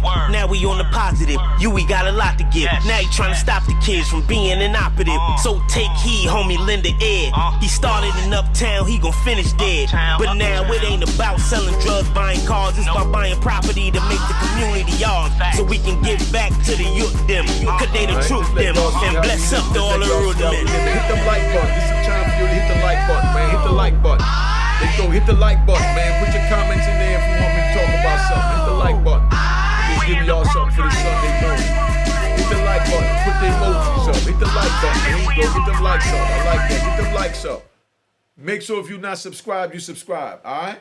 Make sure if you're not subscribed, you subscribe. You know what I mean? Now, that's how we chilled out for the new year. You know what I mean? Chico Low, what up? DMV in the building. You know what I mean? Now, so that's where we at, man. This is our little Sunday kickback, lay back with the fellas. I might do this on Sundays, man, just to give my, you know, my family and my team something. Hit them like buttons, man. Hit the like button. You know what I mean? But, you know, it is what it is, man. We up here. We do what we got to do. We just showing love, you know? And a lot of people just don't understand that. Some of them, I can't even pronounce some of the names. My bad. Okay, so that's where we at, you know? All right? So I'm about to tap out because I see y'all ain't got no questions yet. Krieger Bailey, you know what I mean? What's up? Big up to my general in Jamaica. I do him thing. All right? All right? I like the thumbs up, so I'm going to bring my man on later. You know? I'll probably bring Loon up later. What were your Sundays like in the Fed prison? Were the day-to-day activities any different on Sundays? What was the general Sunday mood like in the prison? The general Sunday mood in the prison, that's when they got the big football games and stuff like that, basketball, the big sports games. So it's a big ticket day. Everybody wanna play their tickets, you know what I mean? So they all in front of ESPN, you know what I mean? Visits, that's the main thing. That's visiting day Sunday. So the people that don't have family on the outside come to see him, they crowd around the TV and they watch the sports games. You know what I mean? And, you know, we get up and we get ready for our visit. So we know they're gonna have yard. They have breakfast at 6:30. Breakfast end by 7:15. They call you out to the yard. You know what I mean? Yard move, where you go out in the yard and, you know, you go get whatever you need, whatever smell good. You know, the prayer oil is what we use for cologne. So you go get that from your man, say, yo, my girl coming on, let me get some of that good smell good you got. Dude, throw it on and whatever. I seen dudes go borrow dudes' chains to go out on a visit. You know what I mean? Borrow their sneakers so they could go out on a visit, borrow the glasses. And that's like we call a visiting hall in the prison. You know what I mean? That's a good question. Marco Rios. We call going on a visit, going on a dance floor. Because it's like going in a club. Because now we get to see other women. You know what I mean? We get to be with our family members. You know? So we call that going on the dance floor. So dude would be like, yo, you going on the dance floor this weekend? Yeah, I will make sure you put me together some of that smell good. They sell these little bottles for like a book of stamps with just enough for you to get a couple of wipes on so you go out there, you smell good, you rub it all on your arms, and you sit there holding your girl arm, you smelling all good, and you know, you chill out. So you go out there, and that's when, you know, people trying to bring in their little balloons of weed, you know, whatever contraband they could bring in to try and make some money. Just keep it 100 because the brother asked, what's a typical day like? So dude know that the homie going out there, his girl be bringing weed, so they know later on they going to have some weed to smoke while they watch, you know, the big football game. And, you know what I mean? We just do our thing, man. And but the big one is like the holidays. Big shout out to the young boy, Pooh Shiesty, man. I talked to my peoples out there in Victorville. He official out there. You know what I mean? Running with the Memphis car, I think it is. You know, y'all correct me if I'm wrong. Y'all love correcting. But, you know, that's where we at, man. So, you know, that's a typical Sunday where we just kind of chill out. You know what I mean? Original Hot Stepper. Big shout out. Good looking for the super chat. That's what I'm saying. That's how you show love. I don't understand what's so hard, man. You know what I mean? But we ain't even going to sit there, you know, going through that. Gary Sauce. Wait, Unique Mecca, you was with my guy, Stroh, from Harlem in Lee County. Yeah, of course I was with Stroh. You know what I mean? Come on, dog. You know, that's family. Yeah, Celebrities First Super Chat. Okay. Big shout out. Hot Stepper, make sure you join the membership too. I'm putting together a nice program that I'm going to shoot over there to the members on the members only page. You know what I mean? Where only they'll be able to see it. You know what I mean? Yeah, Stowe official, my brother. You know what I mean? So, you know, it is what it is, man. We do what we do. I want to say this brother's name, but I can't say it right. I know I'm going to mess it up. Sir Immaculate, thank you for the Cash App. Sir Immaculate, thank you for the Cash App. You know what I mean? And big shout out to Original Hot Stepper. You know, like I said, I've been up here, an hour and a half. I'm going to let this go to an hour and 30 minutes. Then I'm going to tap out because I see y'all ain't got no questions. So we both enjoyed our short time together on this wonderful Sunday. You know what I mean? You with my guy, Stroll. Yep, got him. I'm trying to answer these little questions. Just saying I grew up. Oh, you grew up in the Sac. That's what I'm saying. That's the first place I came when I came from Jamaica was Hackensack. I think we lived over there, Essex Street, you know, off of Essex Street. You know what I mean? Yeah, big shout out to Hackensack. My aunt's husband, Justin, that's my uncle Justin out there. Justin, his nephew is Ezekiel Elliott, you know what I mean? Played for Dallas, you know? So it is what it is. Yeah, big shout out to Hackensack, Teaneck, Inglewood, you know what I mean? All the local joints close to the bridge, because that's how we do. You know what I mean? So, you know, like I said, hit that like button. Let's get the likes up before I tap out. Let's get this thing moving, man. You know? But I'm going to definitely probably come back on here later on tonight. I just wanted to get the feel of this system. I'm going to bring a guest with me. Loon over in the Netherlands, but he's so official. He said, man, I'm going to call in when I settle in. You know? Okay, what about the level-minded, the revolutionary-minded brothers? You already, you already know. Oh, you live by Simple Simon. I know Simple. Hey, Simple Simon, I think right up there they used to have a two guys or something like that. Probably before you was born, Joshua. You know, but your family would know about that. Two guys was over there. Simple Simon, I know, right around the corner from the hospital. You know, Starbucks across the street now in the little expensive-ass Jamaican restaurant. You know what I mean? Yeah, of course I was on Troy Ave in Brooklyn. Come on, man. Brooklyn was my original stomping ground, man. You know what I mean? When I was a teenager, that's where I grew up at. That's where I learned how to do what I do. You know what I mean? Over there in Brooklyn with my Jamaican family members. You know what I mean? For Chris Morgan. So if y'all got any questions, shoot them up real quick before I go. I'm trying to at least give y'all what y'all looking for. You know what I mean? So we can do this. You know? Yeah. So, you know, we in the house, man. This how family do. We chill out on a Sunday. Let me see. Troy Ave. Joshua. Yeah, so you already know I know what I'm talking about, Joshua. Two guys. That's old. Yeah, two guys. Yeah. You already know. Yeah, that's definitely old school, right? Now they done knock two guys out. Hey, I came home and I kept telling everybody, you know what I mean? Hey, I need to go to Kmart. You know what I mean? And they all laughing. I said, yeah, I need to go to Kmart to get something. They're like, ain't no more Kmart. Kmart, y'all know Kmart. Now they got Walmart. You know, that's how crazy that is. That was the first thing you did when you got out. The first thing I did when I got out, I went to McDonald's to get me a big double quarter pounder with cheese because I was tired of them little flat-ass prison hamburgers for 26 years. So that's all I wanted. You know what I mean? Good-looking Hot Stepper. Hot Stepper is now a new member. Hit the like button, y'all, and big shout-out to original Hot Stepper. Big shout-out. We got a new member. All right, we got a new member, Big Hot Stepper, original Hot Stepper. Yo, put whatever, when y'all the members, y'all get to pick the topics. As the member, you get to pick the topics which y'all want me to, you know, speak on in future shows and things like that. I view those, more careful and more upfront, you know? Let me see. Burlap 39. Me and my ladies like them Miami, Florida stories. Oh, y'all like them Miami, Florida stories? I'm going to give y'all a little quick short one because I want to do a little something with it later on. I'm down in Miami. You know what I mean? I fly down to Miami. I go in the club. I'm just looking for a little cutie so that I could just, you know what I mean? Scope it out, run up to Luke's on the beach, and then come back to the Rolex and scoop that up when Luke's on the beach closed, at 3 in the morning. You know what I mean? And I see a little chocolate thing. She was gorgeous. Nice little petite body. The back went in and the butt came out and bong went back under. She was gorgeous. Nice little ripe, fresh mango-sized breasts. You know what I mean?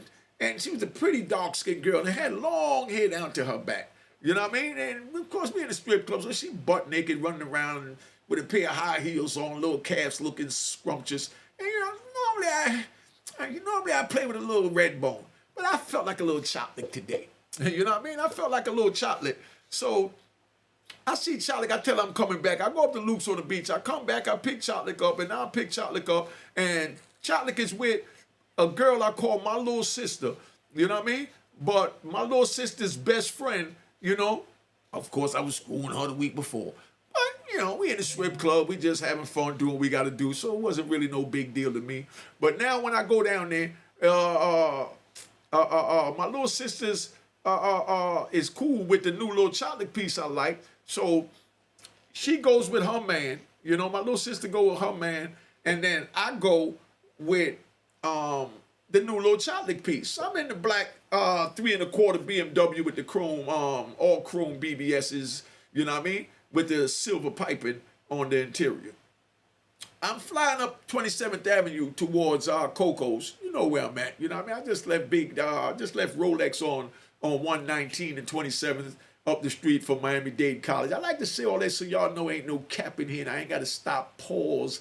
I ain't got to do none of that. Somebody even told me take a damn breath. Nah, if I take a breath, you think a nigga lying. You know what I mean? Yo, big shout out to these fake niggas.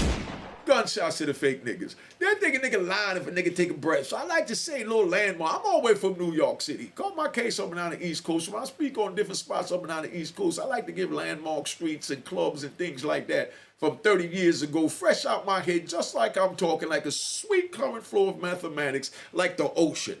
You know what I mean? Like the ocean just soothing you. That's what my voice do with my stories. I know it. All right, now. So, we get in the joint. You know, we on 119th and 27th up the street from Dade College, and we want to go up towards, you know, Joe Robbie Stadium up there by Coco's on the left. Y'all know where I'm talking about, right under the bridge.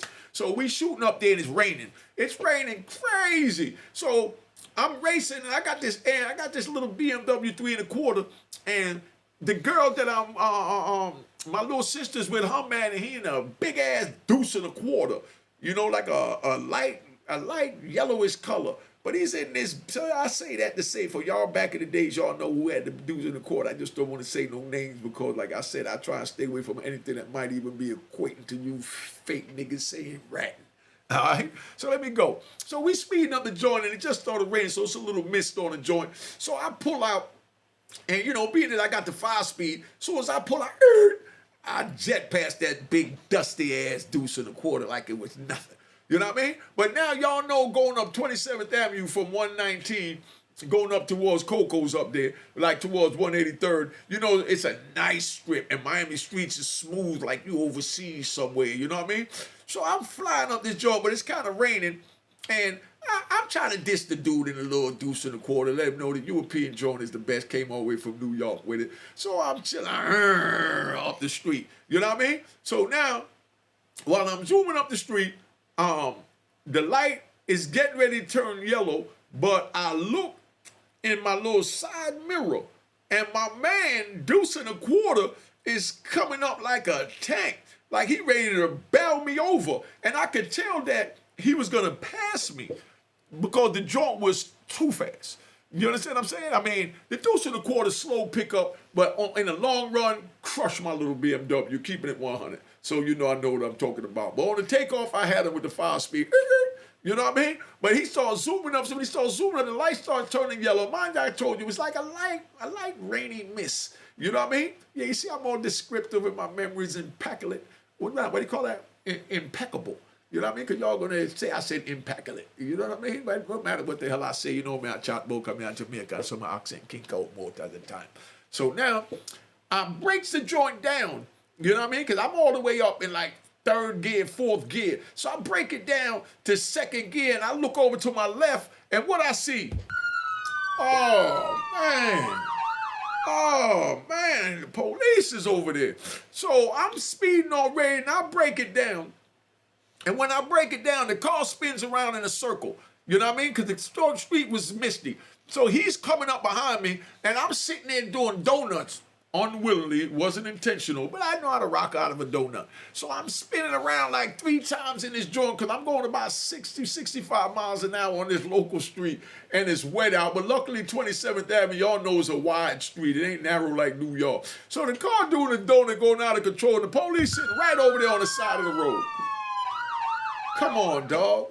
The police sitting there, and I just seen them turn their lights on. As soon as they turn their lights on, you know what I mean? Light red. You understand what I'm saying? Like I said, it was turning yellow. So I'm trying to stop at the light, but I done made 3 donuts in front of the police and then stop at the light. Like, how the hell I'm going to explain that to these goddamn Europeans out here in Florida? You know, I'm old black New York City boy. So, of course, me, I said, screw that. I jumps on 441. You know what I mean? I shoots back down to 7th Avenue and I get off over there by 151st. You know, you go around the bridge over there. Instead of going towards Peaches, you stay on 7th Avenue and you go take 7th Avenue past the Royal, the little Royal Burger joint. And I'm taking it to go back down towards the Winn-Dixie and all that. You know what I mean? And I see a cop car zoom from across street, but I know they looking for me, but I done dusted the clowns that was behind me. So I done zoomed over to the side. And I hit 95, and I jump on 95, and I said, dang him.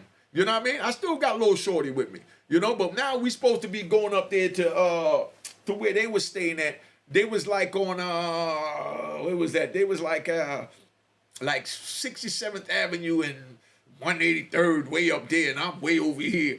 You know what I mean? By 95, so I got to go back through this way looking for the police.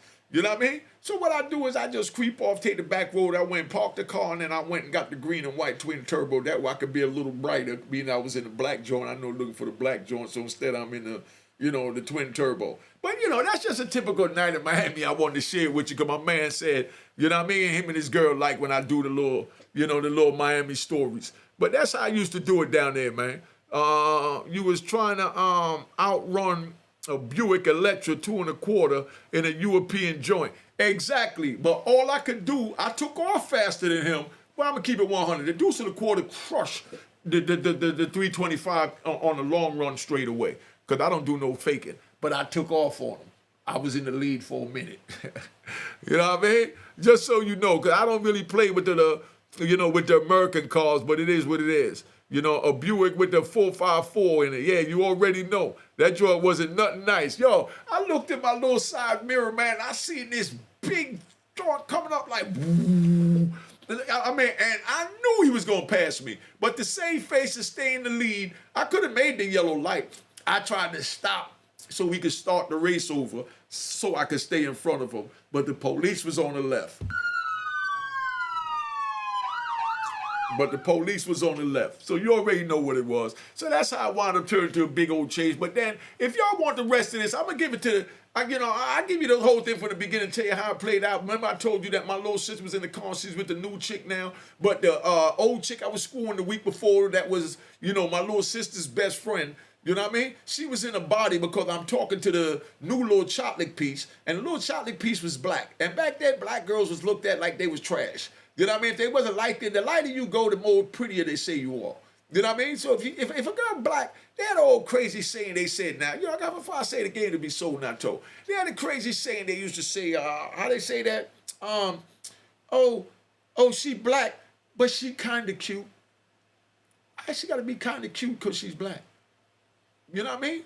And that's your way of saying back then that she was cute. She's black, but she's kind of cute. Just like we say, like, how that girl look? I got a girl for you. She's she kind of cute, in an ugly kind of way.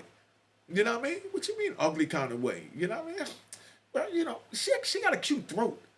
You know what I mean? She got a cute throat. Because, niggas think with the small head. On that note right there, I'm getting ready to tap out, man. I've been on here long enough. Did you go to the Bon Buffet on Fifth Avenue? Nah. What year was that, Joshua? You know what I mean? Remember, I've been locked up from 93 to 2020. And back then, you know what I mean? When I was out doing my run, I stayed in New York because I did Jersey time, where I did time in Trenton State Prison, Southern State, Yardsville, you know what I mean? Jones Farm, Stoke Forest, you know what I'm saying? And I think I said Annandale, you know what I mean? And Trenton and all that. So those are the spots I did. And after I came out of jail, I said, man, I ain't coming back to Jersey no more. They crazy over here, them police, man. I sweat like that and don't have dreams either, Key. Yeah, so Malik Muhammad, you know what I'm saying? I was telling them earlier that I sweat like crazy at night. Little as I am, I sweat like crazy. I wake up all in between my chest like I was working out. My whole T-shirt is wet. I got to keep a T-shirt and a towel next to the bed. You know what I mean? But I don't be having no dreams, but I know them damn demons won't leave me alone, man. But as long as they don't pop into my mental, I can deal with the physical sweat. So that's how I dealt with it. You know what I mean? See, that's what I'm saying. Joshua, you said 96. Nah, 96, I was in 80X Supermax. I already stabbed 2 police, allegedly, and wound up in 80X Supermax, And that, as a matter of fact, 96 is when I met Matula Shakur on the airplane over there at Colorado Springs when they dropped me off at 80X. He was leaving 80X. Big welcome home to Matula Shakur. I got to call him. I'm just giving him a chance to settle in with his family and all that before I hit him up, But, that's where we at, man. Let's get them like buttons up. Can I get the likes up to like 200 so I can tap out? Give me the likes of 200. You know what I mean? Everybody watching this, let me get the like button up. Let's get the like button up. The views is up. We need the likes up. Let's get it up. You know what I mean? Uptown, me too, bro. Big facts, all right? You already know. Winton Denon. The Don. Big up Unique. Last of the Mohicans. You already know, son. That's why, being I'm doing good on YouTube, expect some scumbag to try and make some negative videos because they ain't got no content, so they look for something to make up. You know what I mean? Just to put a nigga name in the title, but I shoot him down. Talk about whipping up some of them things. Okay, I'm going to give you one. Being that you know what I mean? But let's get them likes up. Let's get them likes up, man. My man won't know about whipping up some of them things. This ain't to promote nothing. But this just to get, there you go. I'm watching them likes go up as we speak. Let's get them likes up. Let's get them likes up and give me some emojis if you want to know how, about whipping them things up. You know what I mean? Like my man Charles Smith just asked about whipping them things up. Let's get the likes up. Let's get the likes up. Y'all stand. It don't cost nothing to hit a like. Y'all don't cost nothing to hit a like. All right, there you go. Get them likes up. Now, whipping them things up. Back in the day, you know, when I first came and I was dealing with like 2, 3.5 grams. You know, I mean, I was a little nigga just coming out the box. You know, I mean, it took me time to work up there. Not much time, but time. Within a year, I bought an M3 BMW, my first year home. But I started off cooking up in little baby food bottles. You know the bottles that you buy the Gerber baby food in? You know what I mean? I used to cook it up in that because that bottle real thick and small. And when you pick it up with the little pot holder and you shake it, you know what I mean? Everything goes together nice and tight, and that joint be fire. When you crush that joint up and you put them in the valves and you hit the block with it, none of this is to promote nothing. Let's get that straight. None of it promote nothing. The brother asked the question, answer the question because I'm showing love. You know what I mean? If I'm telling you, don't do it, it wasn't worth it. When you put that joint in them bottles and a dude tastes that, he ain't going nowhere else. He'll hold his money and wait for you to go package some more and come back out. You know what I mean? And then, you know, you had dudes when they get greedy, they do crazy stuff like, you know, might take, let me get a good number. They take 60, they take, let's say they take a O. You know what I mean? They take 28 grams, they put 45 grams of baking soda on it. You know what I mean? And they mix it up when they get hot in the pot and they take it out and they got the 2 knives spinning that joint like this because it's all liquid because the shit is on fire. If it hits something, it's going to burn through it. But he whipping it. And then while he whipping it, he got his man there adding baking soda while he whipping it. So it's already hot. So the baking soda making it fluff up. So he whipping it. And it go from this little bit to now you doing it like this. And that shit all baking soda. But by the time you take that joint on the block, and selling the feed, start messing with that shit, turn black in the pipe. You know what I mean? That's what you call, you know, dummy crack. You know what I mean? That's how you wind up fooling a nigga. Nigga buy it, you know, when he get it, the weight even be wet. By the time he get it home, you know, when he got it, it said 300 grams. He get home, it'll say 150 grams because it was 150 grams of water weight that was on it. And then by the time they cut it up, put it in the pipe, and the feed burn the pipe, hit the like button, man. Hit the like button. By the time they put the fire on that joint, all hell break loose, and the pipe stem turned black, everything turned black, and it's like they smoking goddamn charcoal. Okay? When I cooked, I used to say, dance for me, daddy. You know we all had a little sayings. You know what I mean? We used to, just like, we used to say, come back, girl. Come back, girl. Come here, girl. You know what I mean? And we talked to her like she was a female. You know what I mean? What's up? Could we get the likes up? Could we get the likes up? We gonna get the likes up. We gonna sit here faking. You know what I mean? All right. So we already know. Yeah, Gab. But you know, like I said, I just, you know, come on, girl. You can do it, girl. You can do it, girl. You know, we talk to the crack like it is because that's where we gonna make our money from. You know. So you know, it is what it is. You know, exactly. Double R, straight comeback. You know what I mean? Straight trash. You know, but if I say, you know, you had dudes used to do that, but when I took my little pure thing out there, I shut the game down. That's why when I started selling weight, I wouldn't even open the joint up. People, I got dudes, I get them to work, and they take the work in there, you know, man, they take 1,000 grams, take out 125 grams, put 125 grams of cut in it, you know what I mean, repackage it up and sell it and just stole 125 grams. I didn't have time for that messy crap and petty crap, you know what I mean? You're spending your money with me, you're gonna get exactly what you're paying for. You ain't got to worry about coming and look for me. You ain't got to worry about nobody saying nothing negative. There you go, 5 more likes. Get them likes up, man. Cash App is on the screen. Cash App is on the screen. I don't care if it's $1, $5, or like Pretty Gangster said, $10 ain't gonna hurt nobody. Gunshots, you know what I mean? To not hurt nobody. Let's keep it 100. Now, so that's where we at. You know what I mean? Hit them like buttons, man. I need them like buttons. Come on now. I'm about to tap out, man. Because I know I'm going to hit the 200 after I get off here. I'm sitting here giving y'all too much for nothing. You know what I mean? That's what we call it. Too much for nothing. You know? So that's how we kick it. My man said he swear, okay, I found out chocolate hit different. Yeah, you already know. Yo, if you're not subscribed, subscribe to the channel. Subscribe to the channel. If you're not subscribed, please subscribe. Only good thing I could say about that is right now, I got 58% of subscribed people watching my videos and only 40-something percent, like 42% that's not subscribed. So we need the 42% you know what I mean, that's not subscribed to subscribe. All right? That's what we need. Let's get that. We need the 42 that's not subscribed to subscribe. So if you're not subscribed, subscribe and go check out the documentary over at the Connect, right? That's a good little Sunday joint. I'm about to tap out. Go to the Connect and tell them that Unique sent you at YouTube, the Connect. You know what I mean? He got part 1 and part 2 of my documentary where I took him on a tour, you know what I mean, to the different neighborhoods that I was at. You know what I mean?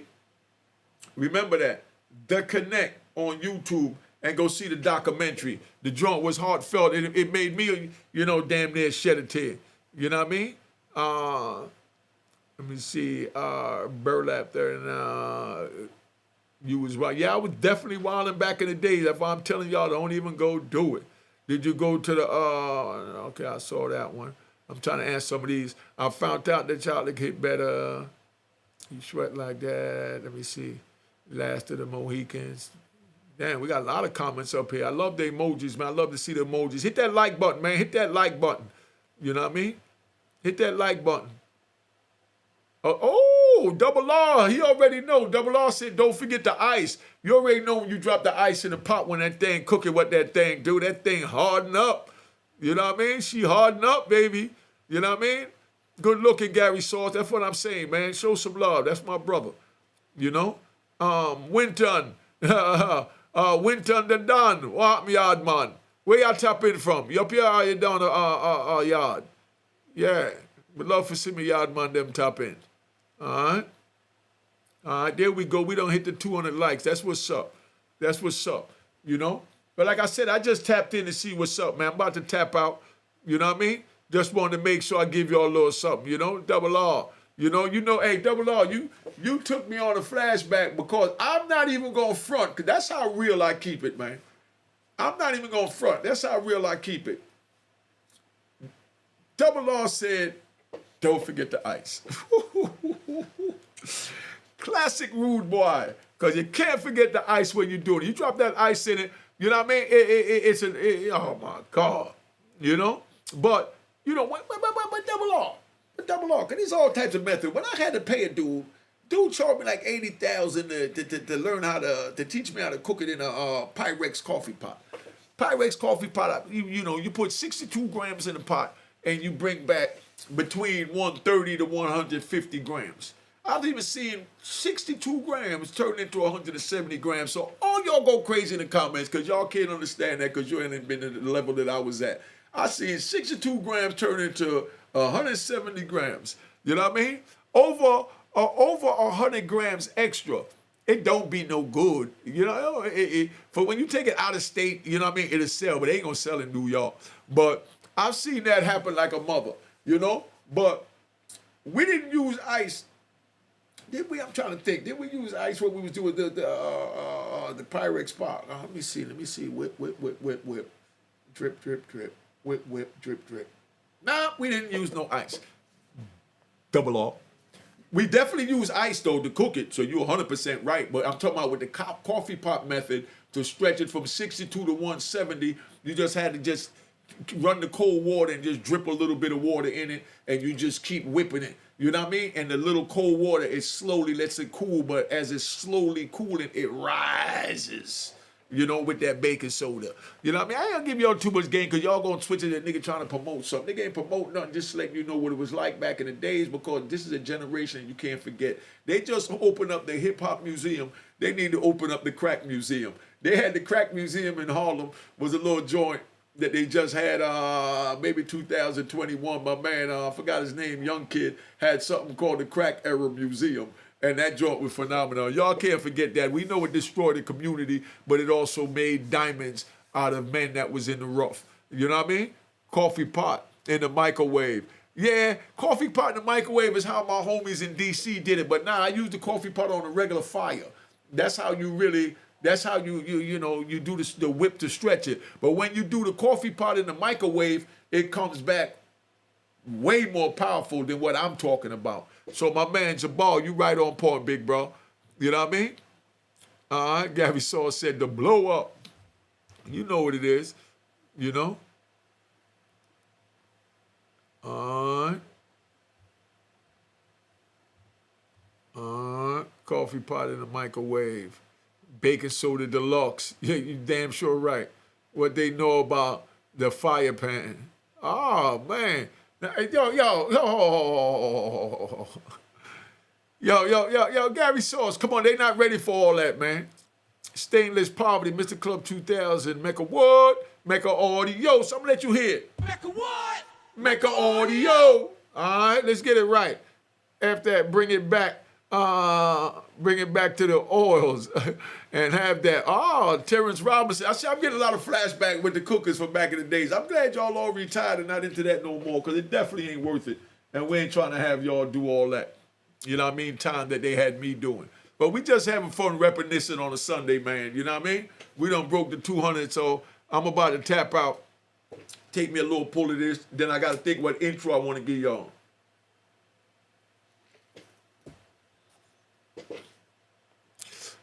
Dry cooking. Charles Smith talking about dry cooking. Okay. I don't want to give him too much. See, Charles Smith is like this. Too much sunlight burns the plant, and too much water drowns it. So we don't want to burn the viewers, and we don't want to drown the viewers. We just want to enlighten them about our generation, so that they know what not to do, so that tomorrow they could be out of prison instead of sitting in prison. I talked to one of my homeboys that got life. Matter of fact, he called in on my last live. You know what I mean? My man Chuck from Brooklyn. You know what I mean? My man doing like 3 life sentences and 1,058 months. How the hell you sentence somebody to that much time? What blew my mind was down south, they wanted the trash. My fire, exactly. Yo, Gary Sauce, he already know. Listen, I went down to Atlanta for the first time. I went down to a little small town. I ain't gonna say exactly where. But I went down to a little small town in Atlanta. I went down there and I cooked that shit up pure in a little baby bottle, brought back a little golf ball rock, chopped that joint up, and pure fire. I mean 100% coke. You know what I mean? Nobody wanted it. They all telling me, nah, we want the flat square piece. The flat square piece where they put the baking soda stretcher, like I'll tell you how they whip the knife. You know what I mean? And they add the baking soda. They wanted that because they were selling what they call 50 blocks. You know what I mean? Well, I go down there, I don't know no better. I'm just coming out of jail, just coming out of New York, and I go down to Atlanta and I bring crack vials. And I put the joint in a nice size crack vial and I'm giving them straight, pure base. They didn't want that. They wanted the 50 block. You know what I mean? Who would have known? You know what I mean? Scamming them up spree. Yeah, you already know. Kaiser Bailey, what up? Yo, Kaiser, hit me up on Instagram. We're going to do something together. You know what I mean? Charles Smith, you already know. So, like he said, man, my man Gary Sauce said it best, man. You go out of town with that fire, they don't want the fire. They want that flat slab that they cut up. But, I had somebody come in. And cop from me also from Ohio. They came in from Ohio and they telling me straight up they wanted comeback. They didn't want crack. They wanted comeback. Y'all know what comeback is? Put in the comment what comeback is.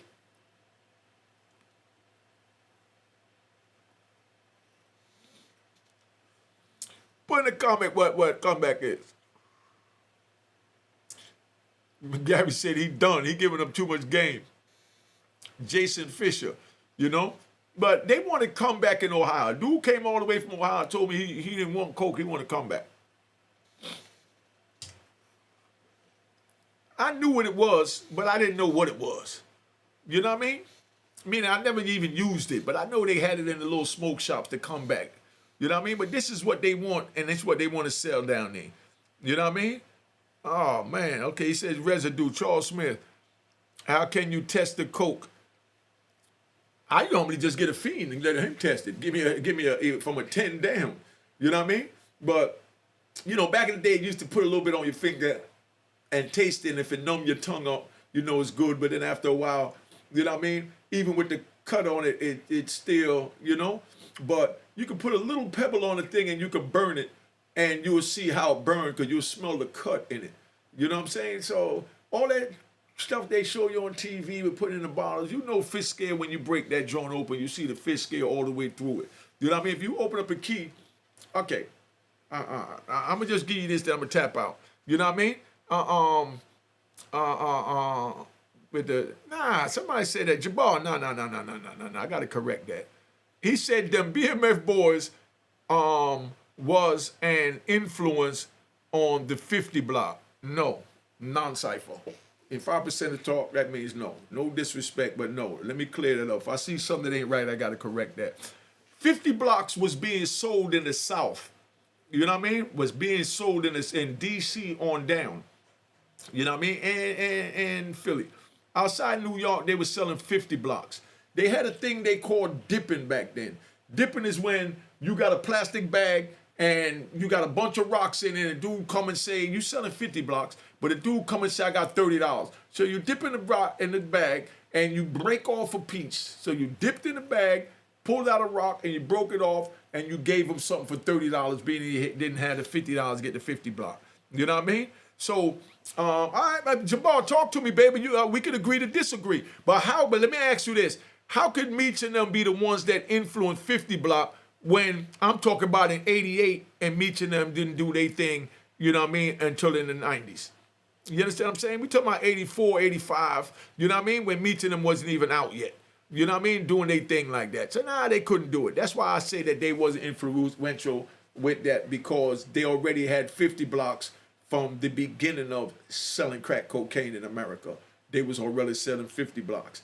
He called themselves the 50 boys, maybe because they were selling $50 rocks. They might have labeled themselves 50 boys, I don't know. But they could have never been influential on the 50 blocks, because 50 blocks was out from the beginning in the South when you buying, crack cocaine. All right, big bro? All right, so we ain't gonna get disrespectful, go back and forth. We're just gonna keep it 100, but just look at the math that I just gave you. You know what I mean? They were selling 50 blocks in the South from like 85, 86. You understand? And, we talking about Meech and them really did their thing in the 90s. You know what I mean? They said the late 80s in the show and all that, but you know. But that was already there. Terrence, Philly had like Val. Okay, so Philly still had the $2, $3, and $5 bottles. I went all the way down to $1 bottles. You know what I mean? All right, Jabbar. See, that's what I'm saying. That's what my channel's about. Respectable people like Jabbar. See, we agree to disagree. You know what I mean? And it is what it is. But it wasn't me calling him a sucker. He calling me a sucker, and we talking all out our neck. We don't do none of that crap over here. But like I said, 50 blocks was around from way back when crack began. You know what I mean? Now, Philly had the crack valves, but they also had the 50 blocks too. The Jamaicans were selling the 50 blocks when they came in. And yes, the Jamaicans had an issue, you know what I mean, with the Philly blacks. You already know what it is. That's something for a whole nother show. Big shout out to Philly. Big shout out to Philly. Big shout out. Big shout out to Philly, man. Philly held it down. You know what I mean? I respect Philly. Position before provision. Okay, as long as it was straight butter in the South, Georgia, product would move. You already know. But back when I went down there, they wanted it flat. Correct me. Who was that said that? Let's have a conversation. Burlack 39. Like I said, my recollection when I went down there, they wanted it where you had to get it like they wanted a slab like this, and then you cut this up. You know what I mean? You cut this up in pieces. You know what I mean? And you made little 50 blocks. You know what I mean? They wanted it flat. They didn't want it round. They didn't want to see rocks. They wanted to see a flat slab for their $50 in the South. Correct me, Burlap. Talk to me, big brother. Talk to me. Let's see where we at. You know what I mean? Got the likes up. Just need the Cash App to pick up. Let's get this thing moving. I don't care if it's $1, $5. Like Pretty Gangster said, $10 ain't gonna hurt nobody. You know what I mean? We was in the club last night. Everybody was spending hundreds and thousands on bottles of champagne. So ain't no reason for you to get $10 for this doggone game. You know what I mean? Sivo, what up? All right, definitely Vegas stand up. You already know what it is. So that's where we at. All right. I see they had to block my man Burlap's message, so I guess he ain't got the message. Burlap, if I ain't see what you said, but if you say something crazy, I'm letting you know now. I'm going to block you and you just go find another page. You know what I mean? Or maybe they blocked it by mistake. If I'm wrong, I apologize, but we ain't gonna do all that. You know what I mean? But, you know, that's why I ask you respectfully to, you know, make your stance and we can have a conversation. Mid-90s, okay, them cookies was all that, you know? Okay. That's what I'm saying. Let's just have a positive conversation, man. We ain't got to be disrespectful to each other on a Sunday, man. Or Monday or any other god doggone day. You know what I mean? Because, you know, everybody got their own recollection of what they seen first, what they seen last, and things like that. Hit that like button. Hit that like button. Let's get the likes up. You know what I mean? But I'm about to tap out. Been on here long enough. I had fun. Been up here 2 hours and what? 2 hours and 5 minutes. God, oh. You know what I mean? So that's where we at, man. That's where we at. Divine Damon, what up? What's up, David Brown? Y'all want to give me a shout out? I'm going to wait for y'all to give me a shout out real quick. Matter of fact, I'm going to let y'all see a little bit of my intro. You know what I mean? See, I got my little thing set up real quick. You know, I'm going to let you see a little bit of my intro. All right. Oh, I got a new one for you, too. Keep it going, keep it going, keep it going. Beat the calm, what up? Keep it going, keep it going, keep it going, keep it going. Mecca what? Mecca audio, Mecca Hit them like buttons, man. This need to hit the like button. Just refresh. Hit that like button. Who ain't subscribe. Who ain't a member, become a member. You know what I mean? Original Hot Stepper, thank you for becoming a member today on this live. You know this, hit them like buttons. This need hit them like buttons. Enjoy the song. Hit the like button. Hit the like button. You know, shoot me the emoji. Let me know you're here. Shoot me an emoji. Keep it going, keep it going. Go 38. You already know what it is. Salute. Mecca what? Mecca audio, Mecca what? Mecca audio, Mecca what? Ken McClendon, what up? What up? Mecca what? Mecca audio. I like the way it's going. You already know. So, you know, that's where we at, man. You know, I can play with this joint, and I'm just learning a few things. You know what I mean? Who were some of the biggest Haitian hustlers you knew in New York? Yo, but let me tell you something about that so you understand. Everybody stayed in their lane. In Brooklyn, they used to cop the heroin from the Panamanians back in the mid-'80s. You know what I mean? And, you know, had some Haitians out there and things like that. So, you know, I didn't deal with them because I had other connects that, you know, was getting it direct. So the things I was getting was a little bit pure. You know what I mean? So, you know, and I didn't run in the Haitian community.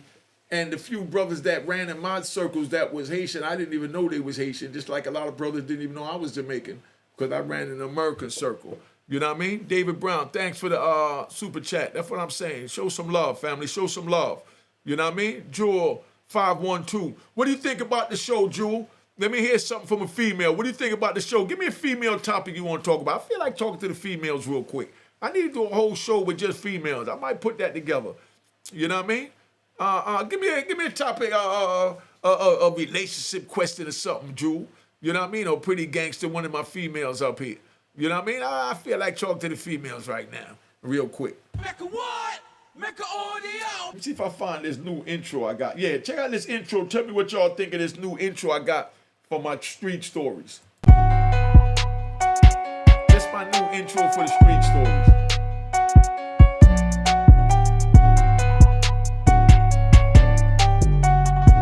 What y'all think? Let me get an emoji or a thumbs up or thumbs down. I go back in the lab and work on it. You know what I mean? What y'all think of that? Let me let you see it one more time. All right.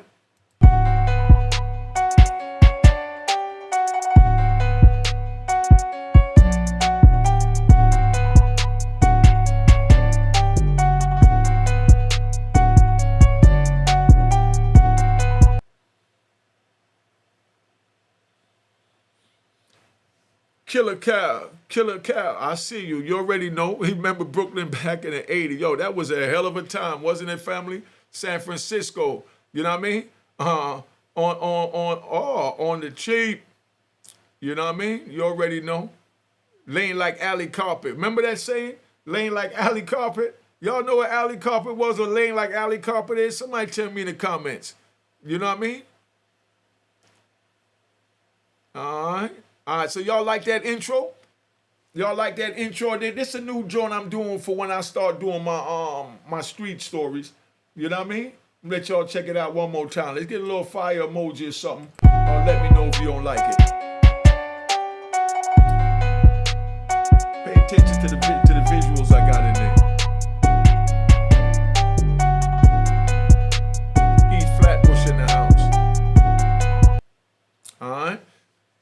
So y'all feeling that? Y'all feeling that? Because I'm going to do some hood stories this week, man. You know, a lot of my hood stories got to do with females and, you know, and being sexually wild. So no disrespect to nobody, but, you know, that's just how the street was, man. You know what I mean? That's just how the street was. So we don't need no, you know, no hating or nothing like that. Keeper Bailey, Killer Cal, East New York, 22nd Street, Flatbush. That's what I'm saying. Reminisce, my nigga. You know what I mean? Jewel, you like that joint, all right? Sonny like it. That's what I'm saying, all right? DJ Big Al like it, okay? Burlap like it. All right, so that's what it is. I'm going to do a little joint this week. You know, a couple of Street Chronicles, and we're going to run this joint.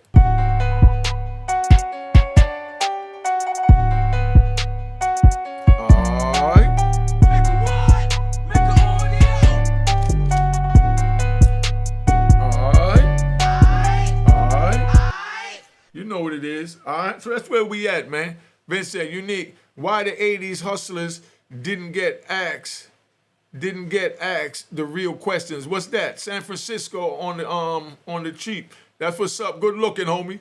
You know what I mean? That's what I'm saying. All the way from the West Coast showing love, showing the New York people how this is supposed to go. Big shout out San Francisco. I got to come out there, man. I'm going to put that towards a ticket to come out there, man. Do a little meet and greet out in San Francisco or something. Cause I see that's where they got gangsters that know how the game is supposed to be sold, not told. You know what I mean? Good looking, Bert. That's what I'm saying. Show the love, man. Show the love. Yeah. Okay, so Jewel, you think that'll do it? That's what's up. Thanks, Bert, and San Francisco. You know what I mean? On the cheap. You know, so that's where it's at. You buy the flashy cars to appeal to the broads. Yeah, of course that's what we do. Everything we do is for the woman. You go get a job, work 9 to 5 to take care of your woman. So stop it. You already know everything's for the women. Big shout out to the women. Big shout out to the women. Big shout out to the women, cute or ugly. You know what I mean? Or whatever you consider ugly. Because I think all women is beautiful because there's something about them that's beautiful, even if it's just their throat. Gunshots. You know what I mean? I just like to have fun. So y'all have some fun where it don't take us no disrespect. This is the way we do it. You know what I mean? And then listen, all you female, let me tell y'all something. Listen, and y'all share this with the females so they understand. You can spend all the money on a pair of cheeks, all the money on a pair of breasts, all the money on a pair of lips to swell up to look, you know, like you this and look like you that. You can spend all that you want. You know what I mean? You can have the most expensive outfit, look the cutest, do all of that. You understand? But none of that don't mean nothing. You know what I mean? When that one chick come by that got that super throat. You heard what I said? Big shout out to the super throat. Big shout out. Big shout out to the super throat. Let's keep it 100. Let's keep it 100. Now, if you got the cheeks, the breasts, the lips, and a banging super throat, then you're a winner. Let's get it right. You know what I mean? Let's get it right. Because, I mean, I don't even know if y'all ready for this, man. Because, I mean, sometimes, you know, they act like I just be getting too deep or too wild with them. But like I said, you know, you got to love a super throat. You got to love a super throat. You know what I mean? Because that means they took time to, you know, to know what makes you move and what, you know what I'm saying? They know how to read body language. You know what I mean? So, you know, you can go pay all the money you want on a pair of breasts and cheeks and all of that and go to the DR and down in Miami to Mr. Doctor, the wonderful love, make your body right, doctor. And like I said, your man get with that one chick with a great super throat and it's a wrap. It's a wrap. You know what I mean? So, you know, hey, Jewel, tell me if I'm right or wrong. You know what I mean? I'm sure you know some girlfriends, you know what I mean, that got that banging super throat, and you saying, how did she get him? You looking at her, you looking at the other girls that he could have chose, but yet he chose her. Talk to me, Jewel. You know what I mean? Right or wrong? You know what I mean? Dudes don't understand. These are things that people don't want to talk about. These are people. Man, this is getting too deep. Let me tap out. If y'all want more of this, you know, let me know. But I try to stay away from, cause I know y'all ain't really ready for it like that. You know what I mean? Kenneth McClarendon, you know what I mean? Big shout out on the Cash App. You know what I mean? Big shout out on the Cash App. You already know what it is, man. You know? So I'm just looking through it. We definitely getting love, you know what I mean? We definitely getting love. I done shouted out everybody. Okay, we doing our thing, you know? And I've been trying to put a video for y'all. They give me a hard time, so I'm going to put it in my members only. So y'all going over to the members only and join up for the membership so you can see what's going on. I'm going to put a lot of things that YouTube give me a problem is. You know what I mean? Kenny LaFont, is Big Meech a rat? I don't know. I never heard that one, big bro. You know what I mean? You got paperwork on it? Present it. You know what I mean? If not, I don't call nobody a rat without paperwork. I don't know anything about that. You know what I mean? No disrespect. Jules said, I really don't remember how. I can't see your face in this little thumbnail. You know what I mean? To be honest. You know what I mean? And your name might have been something else back then because I noticed that on this social media, a lot of people change their names. You know what I mean? If you're on Instagram, DM me and I go look at the picture. Where you from, Jewel? Jewel, where you from? You know what I mean? Except I don't remember you, because I done been all up and down the damn East Coast, so it's so many people, you know, who even knows, you know? But, you know, it is what it is, man. So, let me see. Vincent Ferguson, Unique, I bought your book, A Roar in Harlem. How can I get you to sign it? Where you at, Vincent? You could buy another one. We mail it to you, or if you come to the city, you know what I mean? Or if I come to your town, I'll gladly sign it. You know what I mean? And we make something happen with that. 92 Harlem. You from Harlem? What block? From 140th? I gotta know you then if you're 140th. So you was out there with Jamila and Nina. You know? Jamila, Nina, Sweepy. That's 40th Street, you know, fly girls back then. You know what I mean? You're oh, she want that old thing back. Nah. We just reminiscing, family. Arm and Hammer, we just reminiscing, big bro. You know what I mean? Yeah, we just reminiscing. And I wear the joint, you know what I mean? I'm not looking for a woman. I'm good. I'm good. You know what I mean? Yeah. All right. So yeah, Jewel. Okay. Yeah. I know everybody. So I mean, I gotta know you if you from 40th. You know what I mean? Because that's where my man 007 was at. Johnny Fresh was at. You know what I mean? And name a couple of official brothers off the block. You know what I mean? So, you know, we ain't got to go there all day. Sounds like it's going to be a part 2. Oh, yeah, it's definitely a part 2. I just didn't put it out yet. I'm waiting on a movie deal. Then I'm going to drop the part 2 and do the part 2 for the big up. Blaze Chili, you will be blocked. I don't know what they deleted your comment for, but if you don't like the content, big brother, you have the power to go to any YouTube channel you choose and save your energy from trolling to enjoy another channel. It's not that hard, brother. Get the hell up out of here. You know? Yeah. Now, I know Arm and Hammer. You know, we just having fun over here, man. I thought we had to let them know. You know what I mean? But like I said, I always say, like, places and landmarks and streets and things like that, because I want people to really understand that I've been there and done that. Because, you know, the troll would say, like, we have people say, oh, there's no way that he could have jumped off a 6-story building. You know what I mean? And survived. I mean, come on, dog. When God got you, God got you. You know what I mean? That's all I'm going to say about that. You know? And I got court documents for everything that I said because I already did my time for it. You should do a book signing next time. Yeah, I was thinking about the book signing, but you know what I mean? I don't know. You gotta, the book, I just really did the book to pass time in prison, and because I was learning. Let me tell you the reason why I did the book. I did the book because I was learning to read and write. You know what I mean? I was learning to read and write, and I didn't have anyone in certain jails that I could talk to about anything. You understand? Because a lot of times they think you faking. You know what I mean? Jacquees Charles, thanks for the Cash App. You know what I mean? Yeah, I'm getting the Cash App alert right here, so that's when I look down so y'all know what I'm looking at. You know what I mean? I ain't had nobody I could talk to, so I wanted to get what they call a little Alpha Smart, which is a little keyboard. You know what I mean? It got a little window at the top, and it's rechargeable batteries, and You just sit it on your lap or on your desk and you just type. So I used to just tell my stories in the timeline, reminiscing how I remembered it, and just kept it moving like that. You know what I mean? Yeah, now Vincent, no, you're right about meeting up with the people, but what I'm saying is I didn't really take up writing as a profession, so I never thought about that. Like I said, everybody know they call me, I pull up. You know what I mean? I ain't scared of nothing. You know what I mean?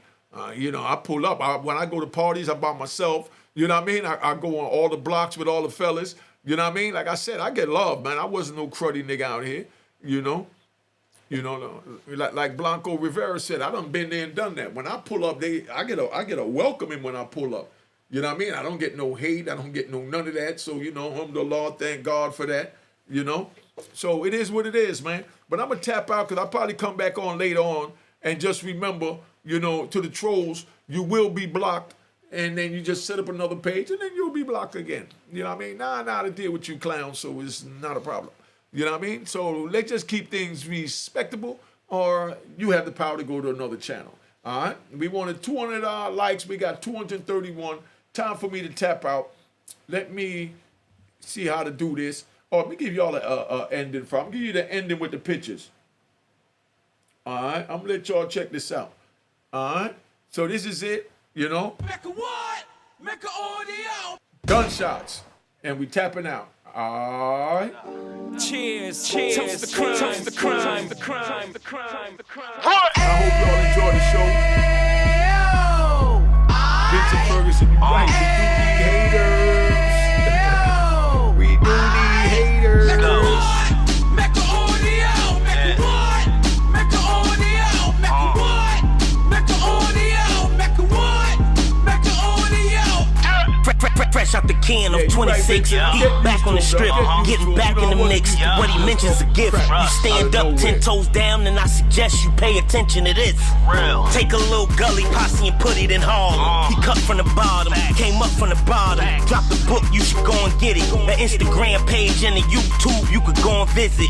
Then you could consider yourself LinkedIn. Sit front row and get Jews from a kingpin. How he went through it, so you ain't gotta go do it. To not pay attention would be stupid. Talking about a man that probably put your grandfather on. Probably the reason that him and your grams got along. A man that generated millions on the block, did his time, never squilling to the cops, Mecca audio. First 30 days and just watch. That's what I'm talking about. Keep it gangster. You said it, killer dog. They're gonna hate all the money power. Mecca audio. Mecca what? Mecca audio. Mecca what? Mecca audio. Mecca what? I hope y'all enjoy the pictures that we did for the holiday. I'm gonna, let that run for a minute, then I'm gonna go get some new pictures. We gon' do it like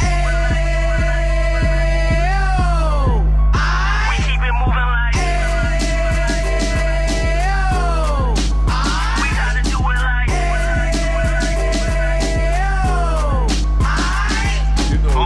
Get it live like 2 G's in the 90s. Drop top beamer so shiny. I let shorty go, she was wine. Treat her like my past, she behind me. Spend a couple bands on the Dapper Dan. You be back again, getting green like a Packers fan.